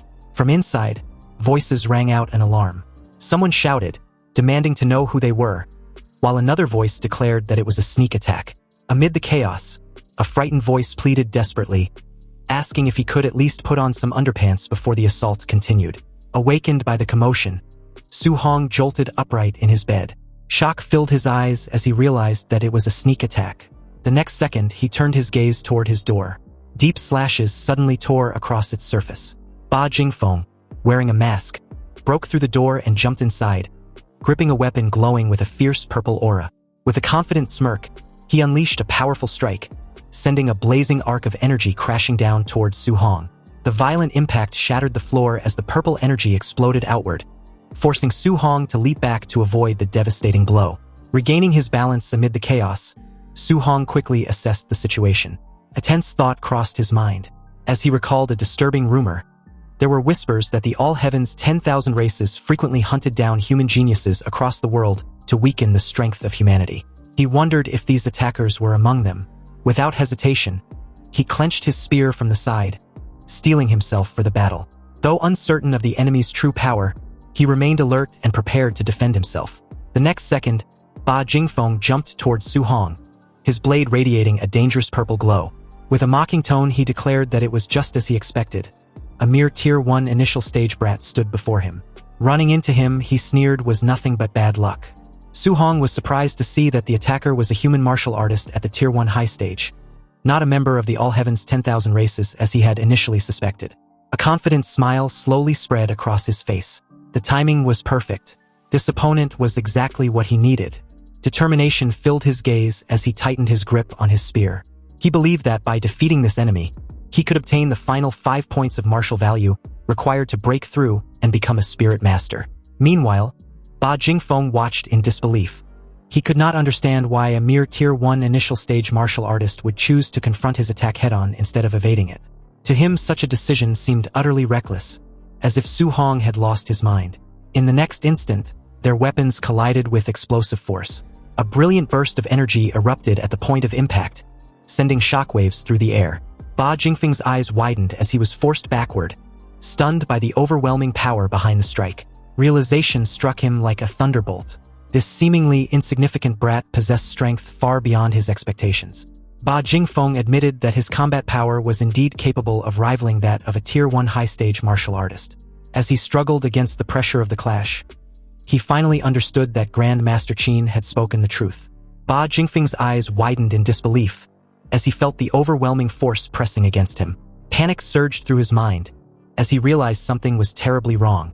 He shouted inwardly that this level of strength was impossible, and questioned how a Tier 1 martial artist could possess such terrifying power. At that moment, Su Hong remained calm. He acknowledged that his opponent was merely at the Tier 1 high stage, and reminded himself that he had already fought someone of that level before. With unwavering confidence, he tightened his grip on his weapon, and commanded the energy around him to press forward. A crimson aura erupted from his body as he raised his spear high. With a fierce shout, he unleashed his full strength and brought the attack crashing down. His strike descended like a blazing comet, smashing toward Ba Jingfeng with defeating force. The impact sent shockwaves across the battlefield and forced Ba Jingfeng backward. Staggering from the overwhelming power, Ba Jingfeng trembled as he gripped his sword. Unable to contain his shock, he wondered if Su Hong was a monster. Ba Jingfeng decided to now get serious, as purple flames covered his blade. He steadied himself, gripping his glowing weapon. With a confident expression, he declared that a battle between martial artists was not merely about comparing who possessed greater physical strength. Su Hong watched closely, recognizing that it was a fire attribute martial art, something he had never encountered before. So he also activated his lightning attribute martial arts, without hesitation. Ba Jingfeng unleashed his power. Purple flames surged violently, forming a blazing arc that tore through the air. With a mocking grin, he challenged Su Hong, questioning how he intended to withstand a B-rank martial art. With a thunderous roar, he executed his technique, Flame Slash, sending a massive wave of blazing power crashing towards Su Hong. Facing the incoming attack, Su Hong remained calm. Golden lightning crackled fiercely around his body as he raised his spear, gathering immense energy. As he assessed the incoming strike, he realized that the power behind it might be even greater than the void-breaking finger. A technique also ranked at B level, the clash of power erupted violently as the two attacks collided mid-air. Purple flames and golden lightning struck against each other, releasing a blinding burst of energy that illuminated the battlefield. The impact exploded outward with overwhelming force, sending shockwaves in every direction and shattering the ground beneath them. Amid the swirling dust and debris, Su Hong descended calmly from the air, smoke curling around him as the battlefield fell silent. Standing in front of Ba Jingfeng, he held his spear firmly, his expression composed and unwavering. Ba Jingfeng stared in shock, sweat running down his face as he struggled to comprehend what had just happened. He realized that Su Hong had not used any martial arts at all. Instead, he had blocked his B-rank fire attribute martial art, using only thunder externalization. The realization struck him deeply. Filling his mind with disbelief, Ba Jingfeng clenched his fists as he acknowledged the terrifying talent before him. It was no wonder Grandmaster Qin had instructed him to go all out. This opponent was far stronger than he had anticipated. Then, with a faint hint of mockery in his tone, Ba Jingfeng remarked that it was truly a pity that Su Hong still did not know any thunder attribute spear techniques. Otherwise, he would not have been defeated so easily. Hearing this, Su Hong smiled, golden lightning crackling around his spear as he spoke with quiet confidence. He admitted that it was true. He did not know any thunder attribute spear techniques. However, a sudden blazing crimson flames erupted from his spear as lightning wrapped around it, merging together. The fusion of lightning and fire ignited violently, surrounding his body in a brilliant aura. Flames roared along the length of the spear while arcs of thunder crackled fiercely, intertwining into a single devastating power. But Jingfeng watched in disbelief, asking how this was possible. Shock and fear spread across his face as his eyes widened. He realized that this was attribute fusion. The reason Ba Jingfeng was so shocked upon seeing Su Hong's attribute fusion was because it was a principle understood by every martial artist, that attributes repel each other. Both Su Hong and Ba Jingfeng stood facing one another inside the damaged room, as Su Hong held his spear, blazing with fire and streaks of lightning crackling. Across from him, Ba Jingfeng tightened his grip on his weapon, sweat running down his face. Shock filled his eyes as realization dawned on him. Attribute fusion, the power of thunder and fire. He had always believed it was nothing more than a legend. Just then, lightning flashed across Su Hong's eyes as golden sparks danced in his vision. Without hesitation, he attacked. His spear shot forward in a burst of flame and thunder. Seeing the incoming fast strike, Ba Jingfeng's eyes widened in alarm. He shouted in panic as Su Hong's spear tore through the air toward him, reacting instantly. He roared out his technique, Flame Slash. Purple flames spiraled around his blade as he swung with full force, unleashing a blazing arc of energy. The two attacks collided violently. Flames and lightning clashed in a blinding explosion of light. Ba Jingfeng wanted to deflect Su Hong's attack, but just as Su Hong's spear touched his sword, thunder crackled violently along the shaft while flames spiraled downward, gathering into a single devastating strike. The fused power of thunder and fire crashed toward Ba Jingfeng like a descending pillar of destruction. Caught in the center of the blast, Ba Jingfeng could only stare in disbelief. He admitted that this power was far too outrageous. Ba Jingfeng groaned in pain as he was blasted away, completely overwhelmed by the fused attack. Ripping through the wall, he went flying out of the room. When the dust slowly began to settle, the flame and thunder around Su Hong's spear also settled. Amid the swirling smoke, Su Hong stood calm and steady as a notification popped up, stating that he had gained 7 martial value. A faint smile appeared on his face as he realized that the martial value required to become a spirit master. He finally had enough. A system panel appeared before him, showing his stats. His current martial value was 497, but the number increased by 7. On the other hand, a few seconds earlier, outside the trainees' rooms, Grandmaster Qin and Bai Mu stood waiting. Grandmaster Qin looked calm and confident. He remarked that it was about time. In his view, Su Hong should have already been defeated by Bu Jingfeng. He had prepared several sets of arguments to persuade Su Hong to give up cultivating multiple guidance techniques simultaneously. Tonight, he was certain he would correct him. Just then, a body was blasted out of Su Hong's room. Both Grandmaster Qin and Bai Mu looked up in shock as the figure came hurtling down at terrifying speed. In the next instant, the body slammed violently into the ground right in front of them. The fallen man lay sprawled in the rubble, blood trailing from his mouth. His eyes were wide with disbelief, his face twisted in pain. Bai Mu gasped as she recognized that it was Bu Jingfeng. Grandmaster Qin's expression changed instantly as he stared down at the injured Bu Jingfeng. Bai Mu stared ahead in shock, sweat running down her face as the realization struck her. Su Hong had defeated Bu Jingfeng. The next moment, violent beams of energy tore through 3 more rooms' rooftops as 3 more figures shot downward like meteors. Grandmaster Qin and Bai Mu stood frozen as those new figures fell beside Bu Jingfeng.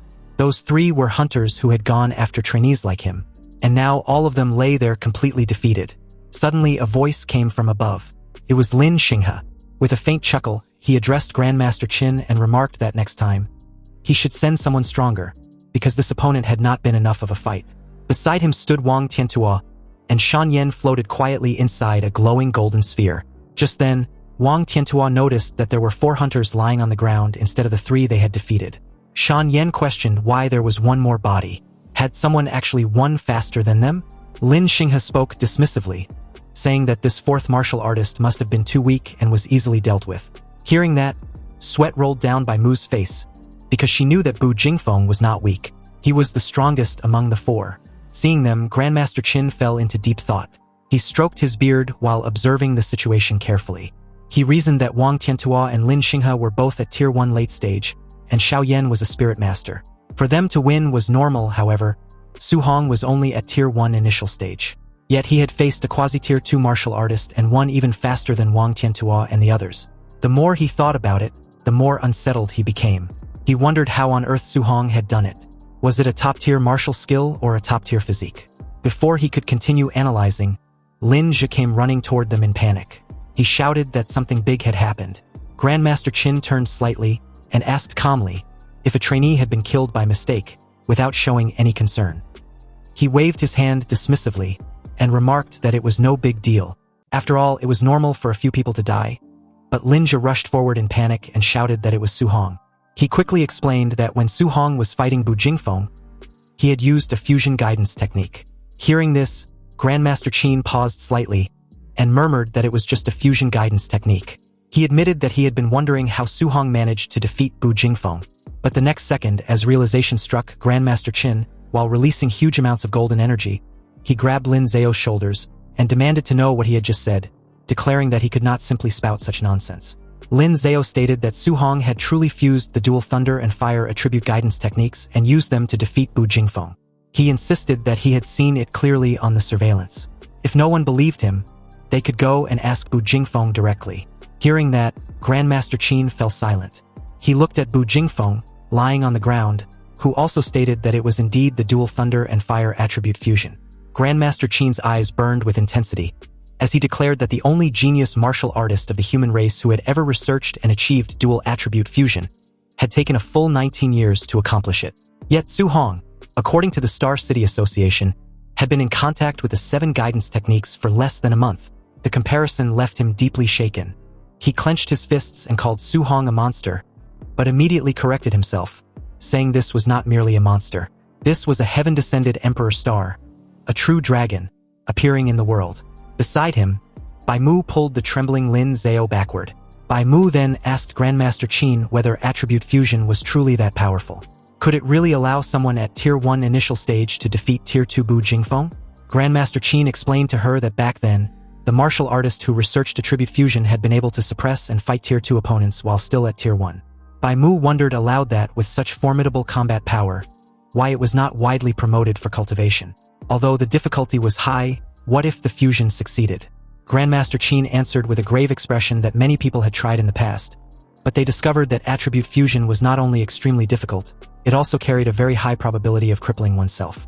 Even if someone truly succeeded in cultivating it, if they remained stuck at the Tier 1 martial artist realm for their entire life, what use would it be? But Su Hong was different. He had succeeded in fusing them in less than a month. Such comprehension was simply too heaven-defying. Moreover, he possessed 7 attributes simultaneously. If he were to fuse them all, Grandmaster Qin wondered with excitement how massive that power would become. Grandmaster Qin that if a monster like Su Hong were allowed to grow, he feared that one day Su Hong could stun the great emperors of the 10,000 races with a single move. Hearing this, Lin Zhe told Grandmaster Qin that he was reaching. He pointed out that fusing 2 attributes was already extremely difficult. Fusing 7 attributes was nothing but pure fantasy. Grandmaster Qin coughed lightly and told them to forget his brief loss of composure. However, he continued seriously that if Su Hong were allowed to cultivate 7 attributes simultaneously, what if he became stuck while trying to fuse 3 attributes in the future and ended up delaying his breakthrough? If that happened, he, Qin Tianli, would become a sinner of the human race. At that moment, Lin Zhe suddenly remembered something important. He told Grandmaster Qin that Su Hong definitely possessed a special physique. His raw strength had even crushed Bu Jingfeng. Grandmaster Qin's expression changed instantly, and he demanded to know why such an important matter had not been mentioned earlier. They analyzed the situation carefully. Bai Mu said that Su Hong only had 120 points of vitality, yet he had crushed Bu Jingfeng, who possessed nearly 500 vitality. Lin Zhe said that the vitality difference was almost 4 times. Such strength amplification even surpassed Wang Tinchuo's barbarian god body. Grandmaster Qin concluded that Su Hong's physique might also be a heaven-defying existence. After a moment of thought, he made a decision. They would organize a martial arts competition the next day. He wanted to comprehensively test Su Hong's combat power and vitality value. He ordered that Wang Tinchuo's group of 3 be brought out to spar with Su Hong.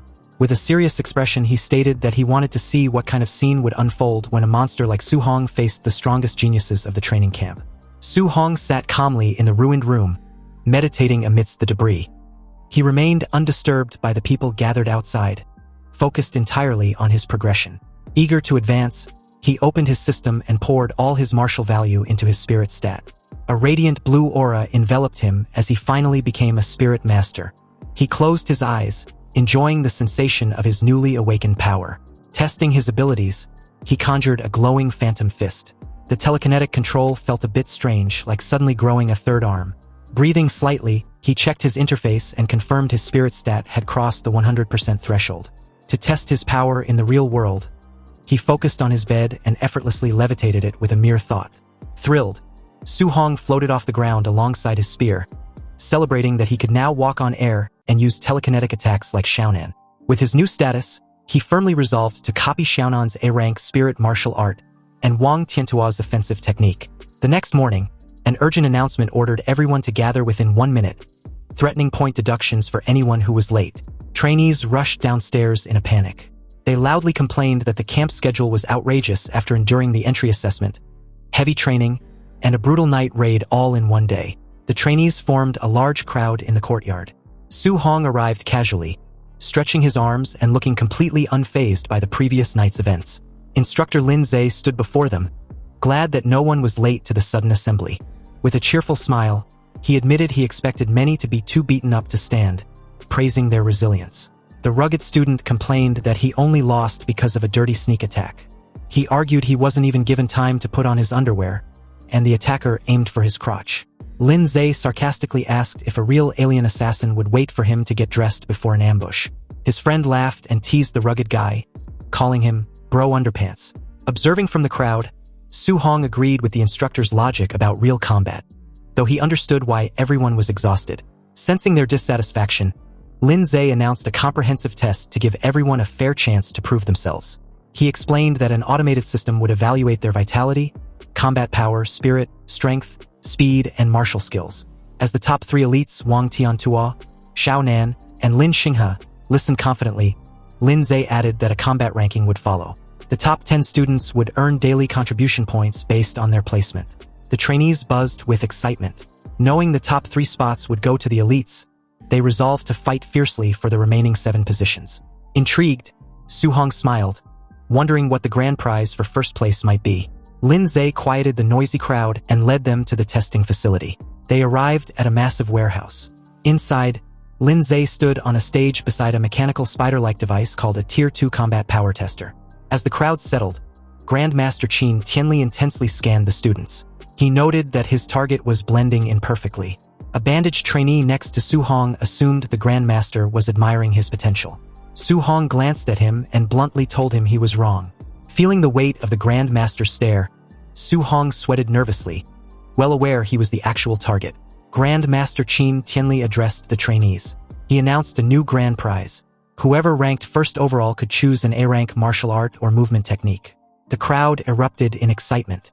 Realizing the top 3 elites would now go all out, the trainees eagerly debated who would win. Wang Tiantuo's expression turned serious. He knew A-rank martial arts were incredibly rare, as even his powerful family only possessed a few.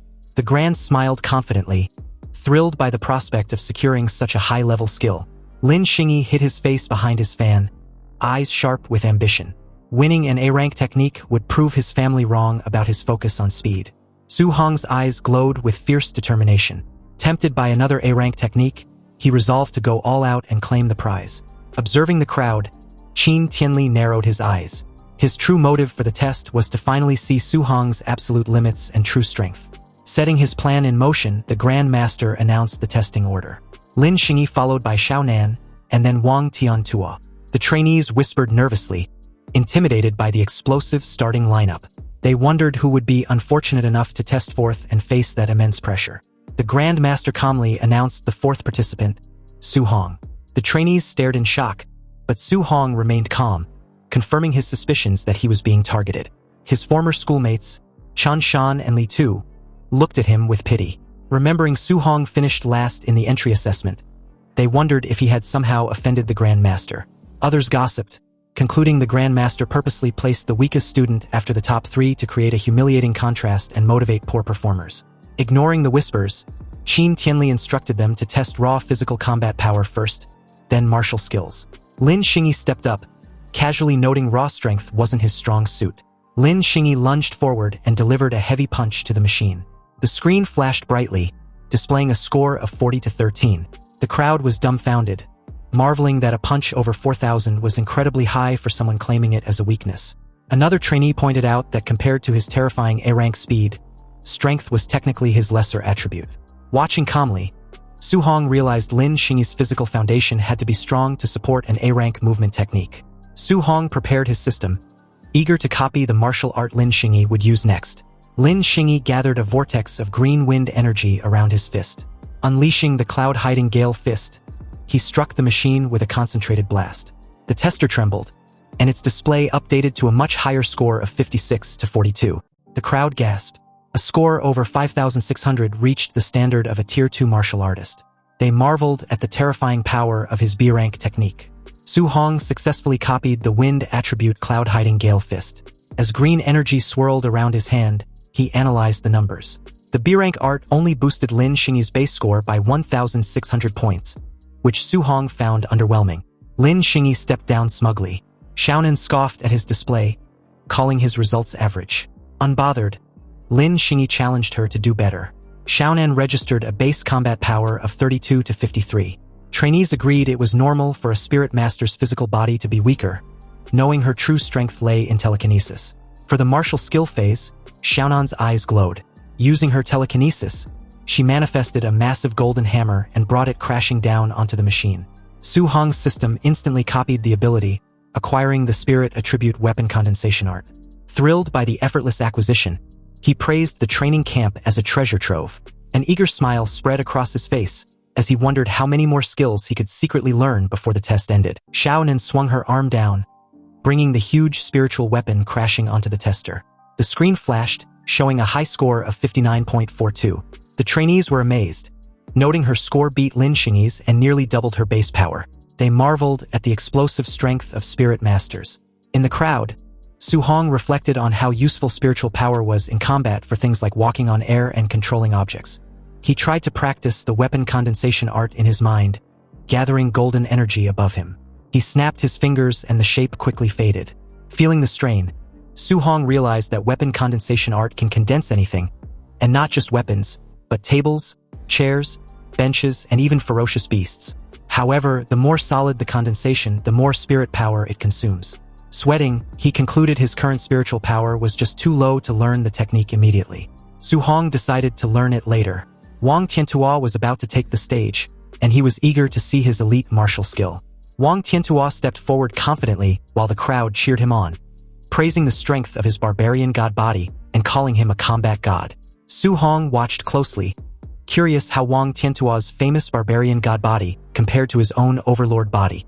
Warning the crowd to watch closely because his punch represent the gap between him and the rest, Wang Tiantuo threw a pure physical punch at the machine, creating a massive shock wave on impact. The trainees were in shock. Wang Tiantuo's raw physical strike scored only 300 points lower than Lin Xingyi's martial art attack, proving his legendary strength. Grandmaster Qin Tianli's approval was almost immediate, highly impressed by the elite trainee's physical base. Wang Tiantuo bowed to the Grandmaster before announcing he would then show his martial art for the second phase. Grandmaster Qin Tianli nodded with a silent go-ahead. Watching from the crowd, Su Hong smiled, excited to finally see Wang Tiantuo's rumored A-rank offensive martial art. Wang Tiantuo channeled his power, making a pale blue flame ignite and wrap tightly around his right arm. He dropped into a combat stance, pulling back his glowing fist as fiery energy surged around him. Recognizing the rare ability, Grandmaster Qin identified the technique as the strong A-rank bone netherfire fist. Su Hong's system interface chimed, notifying him he successfully copied the fire technique. Surprised and happy, he remembered from the martial arts pavilion that this exact skill cost 2,800 contribution points, making his easy copy a huge steal. With intense focus, Wang Tiantuo launched his attack. He slammed his blazing fist into the testing machine with a powerful burst of elemental force. The screen lit up with a massive score of 7,534. The trainees were shocked, Realizing the A-rank technique pushed his attack power close to a middle stage tier 2 martial artist. This was a crazy boost since his base vitality was only around 350. Grandmaster Qin praised him, noting Wang Tiantuo's father often bragged about raising a future grandmaster, which Qin now believed. Wang Tiantuo gladly accepted the compliment. With the top 3 elites setting a very high bar, the grandmaster finally turned to his true target and called Su Hong to the stage. As Su Hong calmly walked forward, the trainees stepped aside and whispered. They pitted him, thinking anyone going after the elites would be embarrassed, and they mistook his calm look for giving up. Standing before the machine, Su Hong listened as Grandmaster Qin told him to use only pure physical strength for his first strike, forbidding any martial arts. Unbothered and ready, Su Hong simply agreed. Su Hong dropped into a stance, winding up his arm as the force of his movement whipped the air around him. Exhaling sharply, his expression turned serious, his eyes shining with intense focus. Driven by his drive to win the grand prize, Su Hong threw a powerful punch, confident he would take first place. His bare fist hit the machine, creating a massive explosive shockwave that kicked up a huge cloud of dust. The heavy machine shook violently as the screen updated, revealing a mind-blowing, pure physical score of 65.51. Seeing the results, Grandmaster Qin and Instructor Lin Zhe broke out in a cold sweat.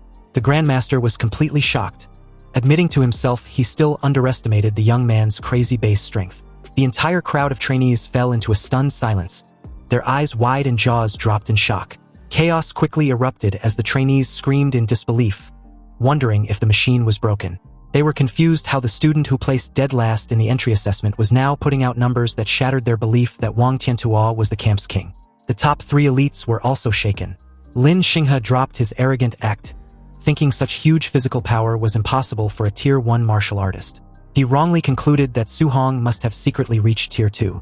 Breaking the tension, Su Hong turned to the instructors and calmly asked if he should proceed with the martial arts test. Still recovering from the shock, Grandmaster Qin gave him the okay. Su Hong stepped back into the testing area, taking a firm stance for his next attack. His system rapidly processed the newly acquired skill. The mastery percentage ticked up fast as a pale blue fiery aura identical to Wang Tiantuo's attack ignited around his body. As the proficiency shot past 80%, Su Hong realized mastering the A-rank Bone Netherfire Fist was much faster than his previous A-rank movement technique. He felt the explosive skill perfectly suited his fighting style. Watching Su Hong gather power, Instructor Lin Zhe wondered out loud how high the final score would go. Knowing Su Hong came from an ordinary working-class family, Lin Zhe assumed he didn't have the resources for anything higher than a low-rank martial art. Grandmaster Qin narrowed his eyes, sensing the strong elemental energy radiating from the trainee. He corrected the instructor, stating that based on the intense aura, the technique was definitely not a low-level martial art. Su Hong's system chimed as his understanding of the Bone Netherfire Fist hit 100%, officially mastering the technique. His eyes flashed with glowing energy as the process completed. He casually summoned the pale blue flames around his fist. The crowd immediately recognized the aura and went crazy, completely confused how Su Hong secretly learned Wang Tiantuo's exclusive martial art. Eager to test his new A-rank attack, Su Hong dropped into a fierce combat stance. He launched forward, slamming his blazing fist into the testing machine with a massive impact. The explosion was massive, creating a shockwave so powerful it blew the trainees backward. Struggling against the wind, they screamed in terror, noticing the force of the strike was much greater than Wang Tiantuo's. As the dust cleared, the screen showed an unbelievable score of 9,013. The crowd lost their minds, knowing that breaking 9,000 points was the standard for a high-stage Tier 2 martial artist. Instructor Lin Zhe sweated, unable to understand how a Tier 1 student with only 123 base vitality could produce such numbers. He suspected the machine might be broken. Beside him, Grandmaster Chan admitted Su Hong was a true monster. Desperate for an answer, Xiao Nan concluded Su Hong must be hiding his true stats and that his vitality definitely exceeded 500. Hearing this, a stressed Wang Tiantuo comforted himself, thinking losing to a secretly high-level expert wasn't shameful since his own vitality hadn't reached 400 yet. To settle the debate, Su Hong took a vitality test. However, the crowd got more confused when the machine read his vitality at a mere 137. They yelled that the tester must be broken. Su Hong sat calmly inside the glowing pod as the screen confirmed the 137 score. Outside, even the highly experienced Grandmaster Chun muttered that the situation was completely crazy. The trainees panicked, joking the machine must have missed a zero. They were terrified by the reality that Su Hong was just a Tier 1 martial artist, making his 9,000-point output a crazy miracle. As the pod opened and Su Hong stepped out, Grandmaster Chun gave him an intense stare, very curious about the boy's secrets. Restoring order, the Grandmaster told the stunned crowd to back away from the machines and announced the start of the final phase, the practical combat tournament. He explained the rules with a smirk, stating it would be a challenge system where trainees could pick their opponents. The final winner would secure first place and the grand prize of an A-rank martial art. Instantly, an eager shadow fell over Lin Xing's face as he called out to the Grandmaster. Holding his closed folding fan, Lin Xing stepped forward and pointed his finger at Su Hong, boldly declaring his intent to challenge him. Lin Xing figured that even though Su Hong hit incredibly hard, his low vitality was a clear weak spot. He planned to rely on his superior movement skills, dodging attacks and dragging the fight out until Su Hong wore himself down. That idea didn't even get a chance to play out.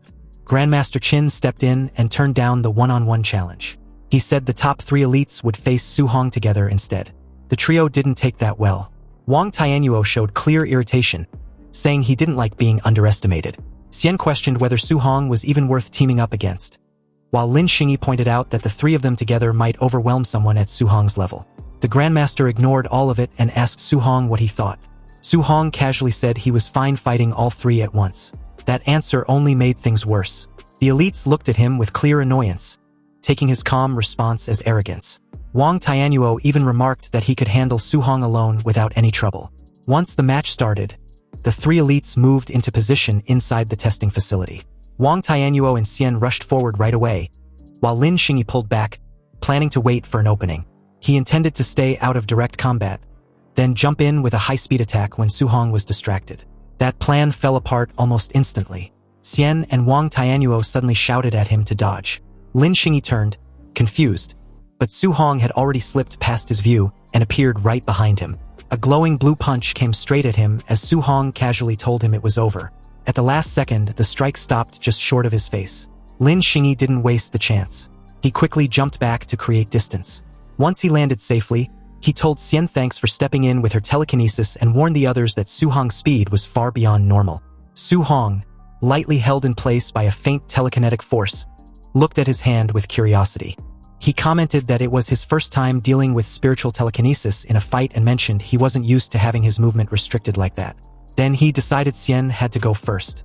In the next moment, he burst forward with explosive speed, cracking the floor beneath him as he charged straight at her. Xian reacted with clear shock, recognizing that he was using the elite movement technique known as the Flying Swan Startling Cloud Step. Lin Xingyi and Wang Tianyuo immediately moved to intercept. Lin Xingyi pointed out that it didn't make sense for a fire-type user to use a wind-based technique and concluded that Su Hong must have dual attribute. He called out to Wang Tianyuo to stop him. Wang Tianyuo stepped in front of Su Hong, his arm igniting with flames. He told Xian to focus on controlling Su Hong while he handled the physical clash. Then he launched his A-rank Bone Netherfire Fist. Instead of avoiding it, Su Hong copied the move perfectly. His own fist ignited with the same pale blue flames as he struck back. Before their attacks could connect, Xian strengthened her telekinetic hold, stopping Su Hong in place. The pressure was intense. His feet even cracked the concrete beneath him. Su Hong noted that her control was more troublesome than he expected. Seeing him restrained, Lin Xingyi jumped in and aimed a powerful kick at his head. From the sidelines, Grandmaster Chun watched closely. He remarked that breaking free from a spirit user's control usually required either overwhelming or stronger spiritual power, and he wondered if letting Su Hong fight all 3 had been too much. But Su Hong didn't look worried at all. He even smiled. Right before the attacks landed, he released a massive surge of raw strength and broke free from the telekinetic hold. The backlash hit Xian hard, making her lose control. Now free, Su Hong easily stopped their attacks, sending out a shockwave that made the watching trainees react in shock. They couldn't believe he had broken through telekinesis and blocked elite attacks using nothing but physical strength. Without slowing down, Su Hong grabbed both Lin Xingyi and Wang Tianyuo and twisted their limbs, throwing them completely off balance.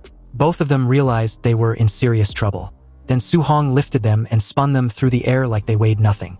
After a few rotations, he stopped and slammed both of them face-first into the ground. The impact cracked the floor beneath them. Wang Tianyuo's face hit the rubble, while Lin Xingyi struggled from the heavy blow. The trainees could only watch as the sounds of repeated impacts echoed through the facility.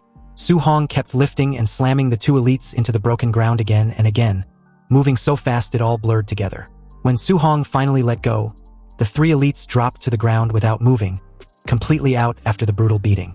Dust slowly settled around him as he stood there, clearly in control of the entire fight. His presence still carried that intense, battle-ready energy as he turned his eyes toward the last opponent left. Xian caught his gaze and immediately lost the will to continue. She started shaking, raised her hands and stepped back, loudly saying she gave up and asking him not to come any closer. The trainees watching couldn't stay quiet anymore. They reacted with excitement and disbelief, talking about how Su Hong had taken down the strongest trio all by himself. To them, it was obvious. He stood at a completely different level. Grandmaster Qin stepped forward, cutting through the noise. He asked if anyone else wanted to challenge Su Hong, adding that if no one stepped up, Su Hong would take first place. No one moved. In fact, most of them quickly backed off, making it clear they weren't interested. They all agreed there was no point in fighting him, saying only someone reckless would try at this stage. With no objections, the Grandmaster officially declared Su Hong the winner. He then told instructor Lin Si to arrange the remaining matches to decide the rest of the rankings. After that, he turned to Su Hong and told him to follow along to claim his reward and choose a new A-rank martial art. Su Hong showed a satisfied smile. Winning meant he could add another powerful technique to his collection, and that clearly mattered to him. As they walked, the Grandmaster mentioned that he had been watching Su Hong since he first arrived. He asked why Su Hong chose to keep his true strength hidden when most trainees like to show off.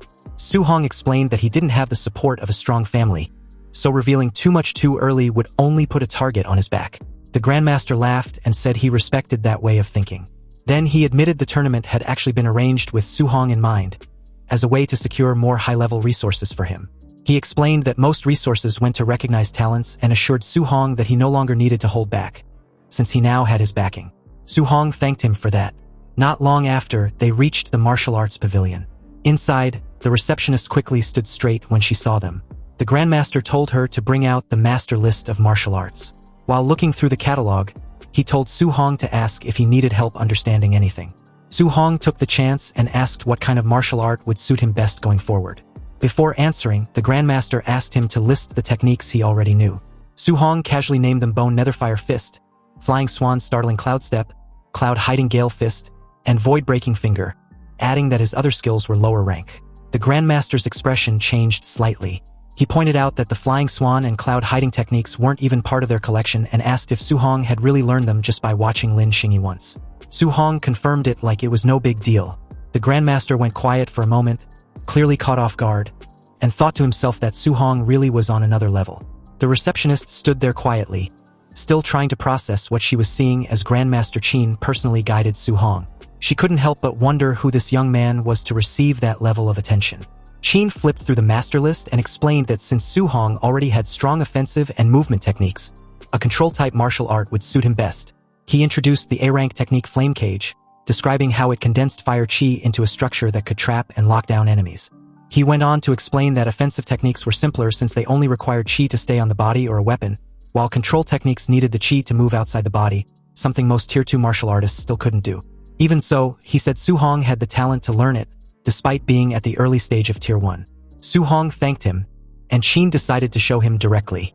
He raised his hand, and a small flicker of fire appeared in his palm. As he spoke, the flame expanded, forming a large, glowing cage that surrounded an imagined opponent. Qin explained that the idea was simple: trap the enemy first, then follow up with an attack. He demonstrated by releasing a powerful blast into the cage, describing it as a finishing move done in one strike. Still, he added that maintaining the cage while attacking at the same time wasn't something Su Hong could manage yet, mentioning that he himself only achieved that after reaching Tier 3. After hearing that, Su Hong quickly waved it off and said he didn't want a control-type technique anymore. Qin found the reaction a bit unexpected, but he also noted that Su Hong was willing to listen instead of forcing things, which he saw as a good sign. Meanwhile, a blue system screen flashed briefly in front of Su Hong. He had already learned Flame Cage just by watching. He kept a small smile to himself and asked Qin to recommend something else. Qin then suggested a defensive martial art and showed him the A-rank Earth Armor. He explained that it formed a dense layer of Earth Chi over the body, giving extremely high defense. Su Hong agreed right away, saying it would work perfectly with his physical strength. As they continued, Qin asked about Su Hong's special physique. Su Hong casually said it was called the Overlord Body. For a moment, Su Hong imagined Qin reacting dramatically and praising him as some rare genius. But in reality, Qin simply admitted he had never heard of it. Su Hong laughed and said he had made the name up himself. Qin took that in and said it must be an unrecorded physique, adding that its strength boost was impressive, especially remembering how Su Hong handled Wang Tianchua's barbarian god body. Right then, a loud ringtone filled the room. Qin picked up the call, clearly interrupted mid-thought. On the other end, someone reported that the contribution records showed Su Hong had been wearing a weighted vest during his fight. Qin turned to him and asked if that was true. Su Hong confirmed it casually, explaining he kept it on so he wouldn't miss out on contribution points. Qin tried to steady himself as he processed that, realizing Su Hong operated far beyond normal expectations. Qin told him to stop focusing so much on contribution points and said there would be plenty of rewards after he cleared the training camp challenges. He urged him to take the vest off. Su Hong agreed and started removing it. The receptionist stepped forward and offered to take it back, saying she'd return it to the warehouse. Su Hong handed it over and mentioned that it was a bit heavy. She smiled confidently as she reached for it, but the moment it landed in her hands, her expression changed instantly. The vest slipped and crashed onto the floor with a heavy impact, cracking the stone tiles beneath it. She stared at the damage, then asked how much it weighed. Su Hong casually said it was 5 tons. Qin felt the weight of that statement immediately. Su Hong had fought and won against 3 late-stage Tier 1 geniuses while carrying that burden. Qin placed an arm around Su Hong and said he had another A-rank martial art in mind for him.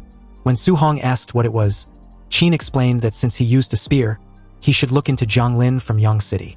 Zhang Lin had an A-rank thunder spear art, known for being especially powerful. Qin then suggested they head to Yang City and challenge Zhang Lin's student, saying they could find a way to take that martial art from him. Su Hong commented that it didn't sound very fair, but Qin brushed it off, saying Zhang Lin had been mocking their training camp for a long time and it was time to return the favor. He told Su Hong to get ready since they would leave early the next morning. Later that night, Su Hong returned to his room and noticed it had already been cleaned up.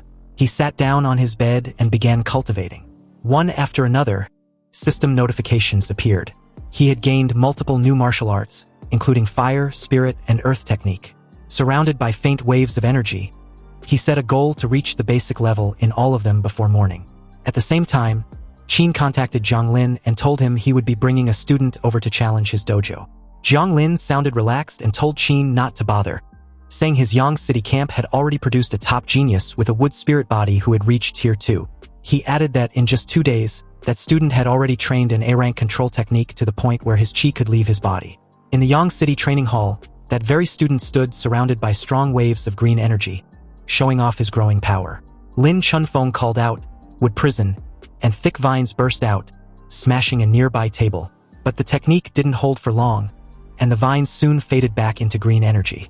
Zhang Lin told him he was pushing too far too soon, but Lin replied confidently that he just needed a month to reach the basic level. Zhang Lin then spoke to Qin over the call, saying his student was far too strong for someone like Qin's to challenge, before ending the conversation.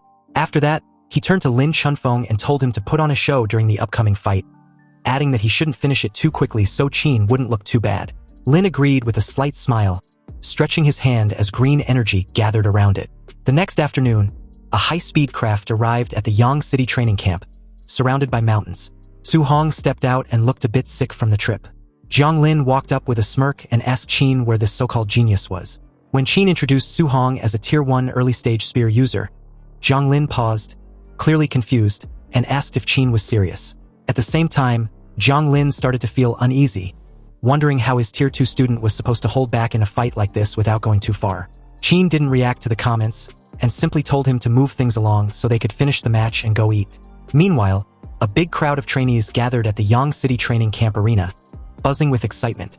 Some of them talked about the so-called genius from Star City, joking that they hoped the challenger wouldn't be too disappointing. Grandmaster Zhang Lin then introduced Grandmaster Qin Tianli and his genius student, Su Hong, to everyone. With a smug smile, he revealed that Su Hong was only at the beginner Tier 1 stage. The crowd reacted instantly, shocked and offended that someone that weak would step up to challenge them. They mocked Su Hong openly, saying their champion, Lin Chunfeng, was already Tier 2 and could take him down without effort. Hearing all that, Lin Chunfeng started to get nervous. His master had already told him to make the fight look close to protect Qin's reputation, but now he had no idea how to pull that off against someone so inexperienced. Ignoring the noise, Zhang Lin confirmed the bet with Qin Tianli. He said that if his student won, Qin would have to teach him an A-rank martial art. Then, acting generous, he added that if Su Hong somehow managed to win, he could pick an extra A-rank martial art as a reward. Su Hong politely thanked him. Qin Tianli, clearly amused, patted Zhang on the back and joked that he was being very generous. Deep down, Zhang Lin felt completely sure of the outcome. In his view, there was no way a Tier 1 beginner could defeat a Tier 2 fighter with a rare with spirit body. Soon, both fighters stepped into the arena as the Grandmasters watched closely. Zhang Lin quietly reminded Lin Chunfeng to hold back. Lin nodded, gripping his sword, saying he understood. As he drew his blade, Lin Chunfeng kept worrying about how to act during the fight. He was scared that one careless move might end things too quickly. Then he noticed something odd. Looking at his opponent, he asked why Su Hong wasn't using the spear he had brought with him. Su Hong casually stretched and said he wasn't planning to use his weapon yet. In truth, he had a simple reason. His only spear technique was just a basic C-rank skill, far weaker than his newer A-rank fist and movement abilities. Using the spear would only slow him down. Lin Chunfeng took it the wrong way. To him, it sounded like pure arrogance and it got on his nerve. Wanting to test that attitude, he jumped into the air and rushed forward, his sword wrapped in a green aura. He brought it down in a heavy strike, but Su Hong easily stepped aside, letting the blade crash into the stone floor and send debris flying. Su Hong smoothly moved back across the arena, using his A-rank movement skill. A faint trail of wind followed him as he kept his distance without any effort. Lin Chunfeng was caught off guard, realizing a beginner was using such a high-level technique, not wanting to give him space. Lin Chunfeng pushed forward and said movement skills wouldn't help anymore. He activated his wood prison technique, sending thick green vines bursting from the ground to wrap around Su Hong's leg. Su Hong looked slightly surprised at the rare control skill and briefly commented on Lin Chunfeng's talent. Even so, he stayed calm and began to gather strength, ready to break free. Before he could act, the vines suddenly fell apart on their own, fading away like they were never there. Su Hong looked confused, wondering how something like that could fail so quickly. Taking advantage of that moment, Lin Chunfeng appeared behind him in midair. As he swung his sword down, he claimed that even a second of distraction was enough to decide the match. Su Hong didn't panic.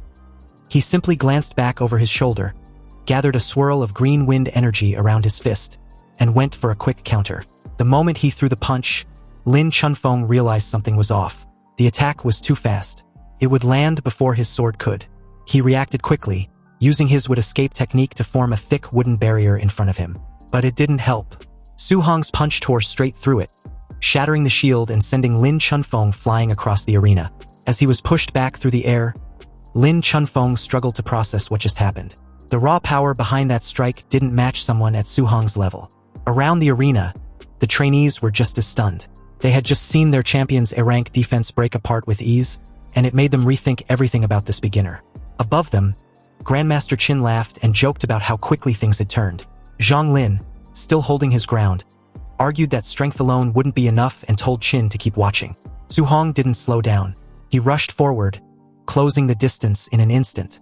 He threw a strong kick, but it passed right through Lin Chunfeng, breaking into shadows. Su Hong immediately realized it was just an afterimage. At the same time, Lin Chunfeng reappeared behind him using his own movement skill and launched another powerful slash. But Su Hong avoided it without much trouble. As the dust settled, Lin Chunfeng stood there, breathing heavily. Looking at Su Hong, he admitted that the gap in strength was clear. He said that if they were on the same level, he wouldn't stand a chance and suggested ending the fight there. Su Hong didn't respond with words. Instead, he lowered himself slightly and extended a hand. Bright orange flames burst to life around his fist. Before Lin Chunfeng could even question it, a massive cage of fire formed around him, trapping him inside. Feeling the heat rise, Lin Chunfeng was stunned that a beginner could use a technique like this. Still, he figured Su Hong wouldn't be able to maintain it for long, so he decided to wait it out. Up on the platform, Qin Tianli reacted with clear surprise, not expecting Su Hong to already know the flame cage. Zhang Lin noticed and questioned why he seemed so shocked about a move he supposedly taught. Qin stumbled through an explanation, while Zhang pressed further, asking how a wind-type fighter was suddenly using fire. Trying to stay composed, Qin brushed it off and said having multiple elements wasn't unusual. Then he quickly pointed back at the fight, asking why the flames were still going and drawing attention to the new energy gathering around Su Hong's hand. Outside the cage, Su Hong stood calmly, building up a pale, swirling aura around his fist. Inside, Lin Chunfeng watched and realized what was happening. Su Hong was keeping the cage active while preparing another attack at the same time, something even experienced fighters struggled to do. Before he could react, Su Hong rushed forward and drove his glowing fist straight through the flames toward him. Lin Chunfeng quickly used his would escape again, summoning thick roots as a shield. But just like before, it didn't hold. The attack went right through and struck him in the stomach, sending him flying back as he coughed up blood.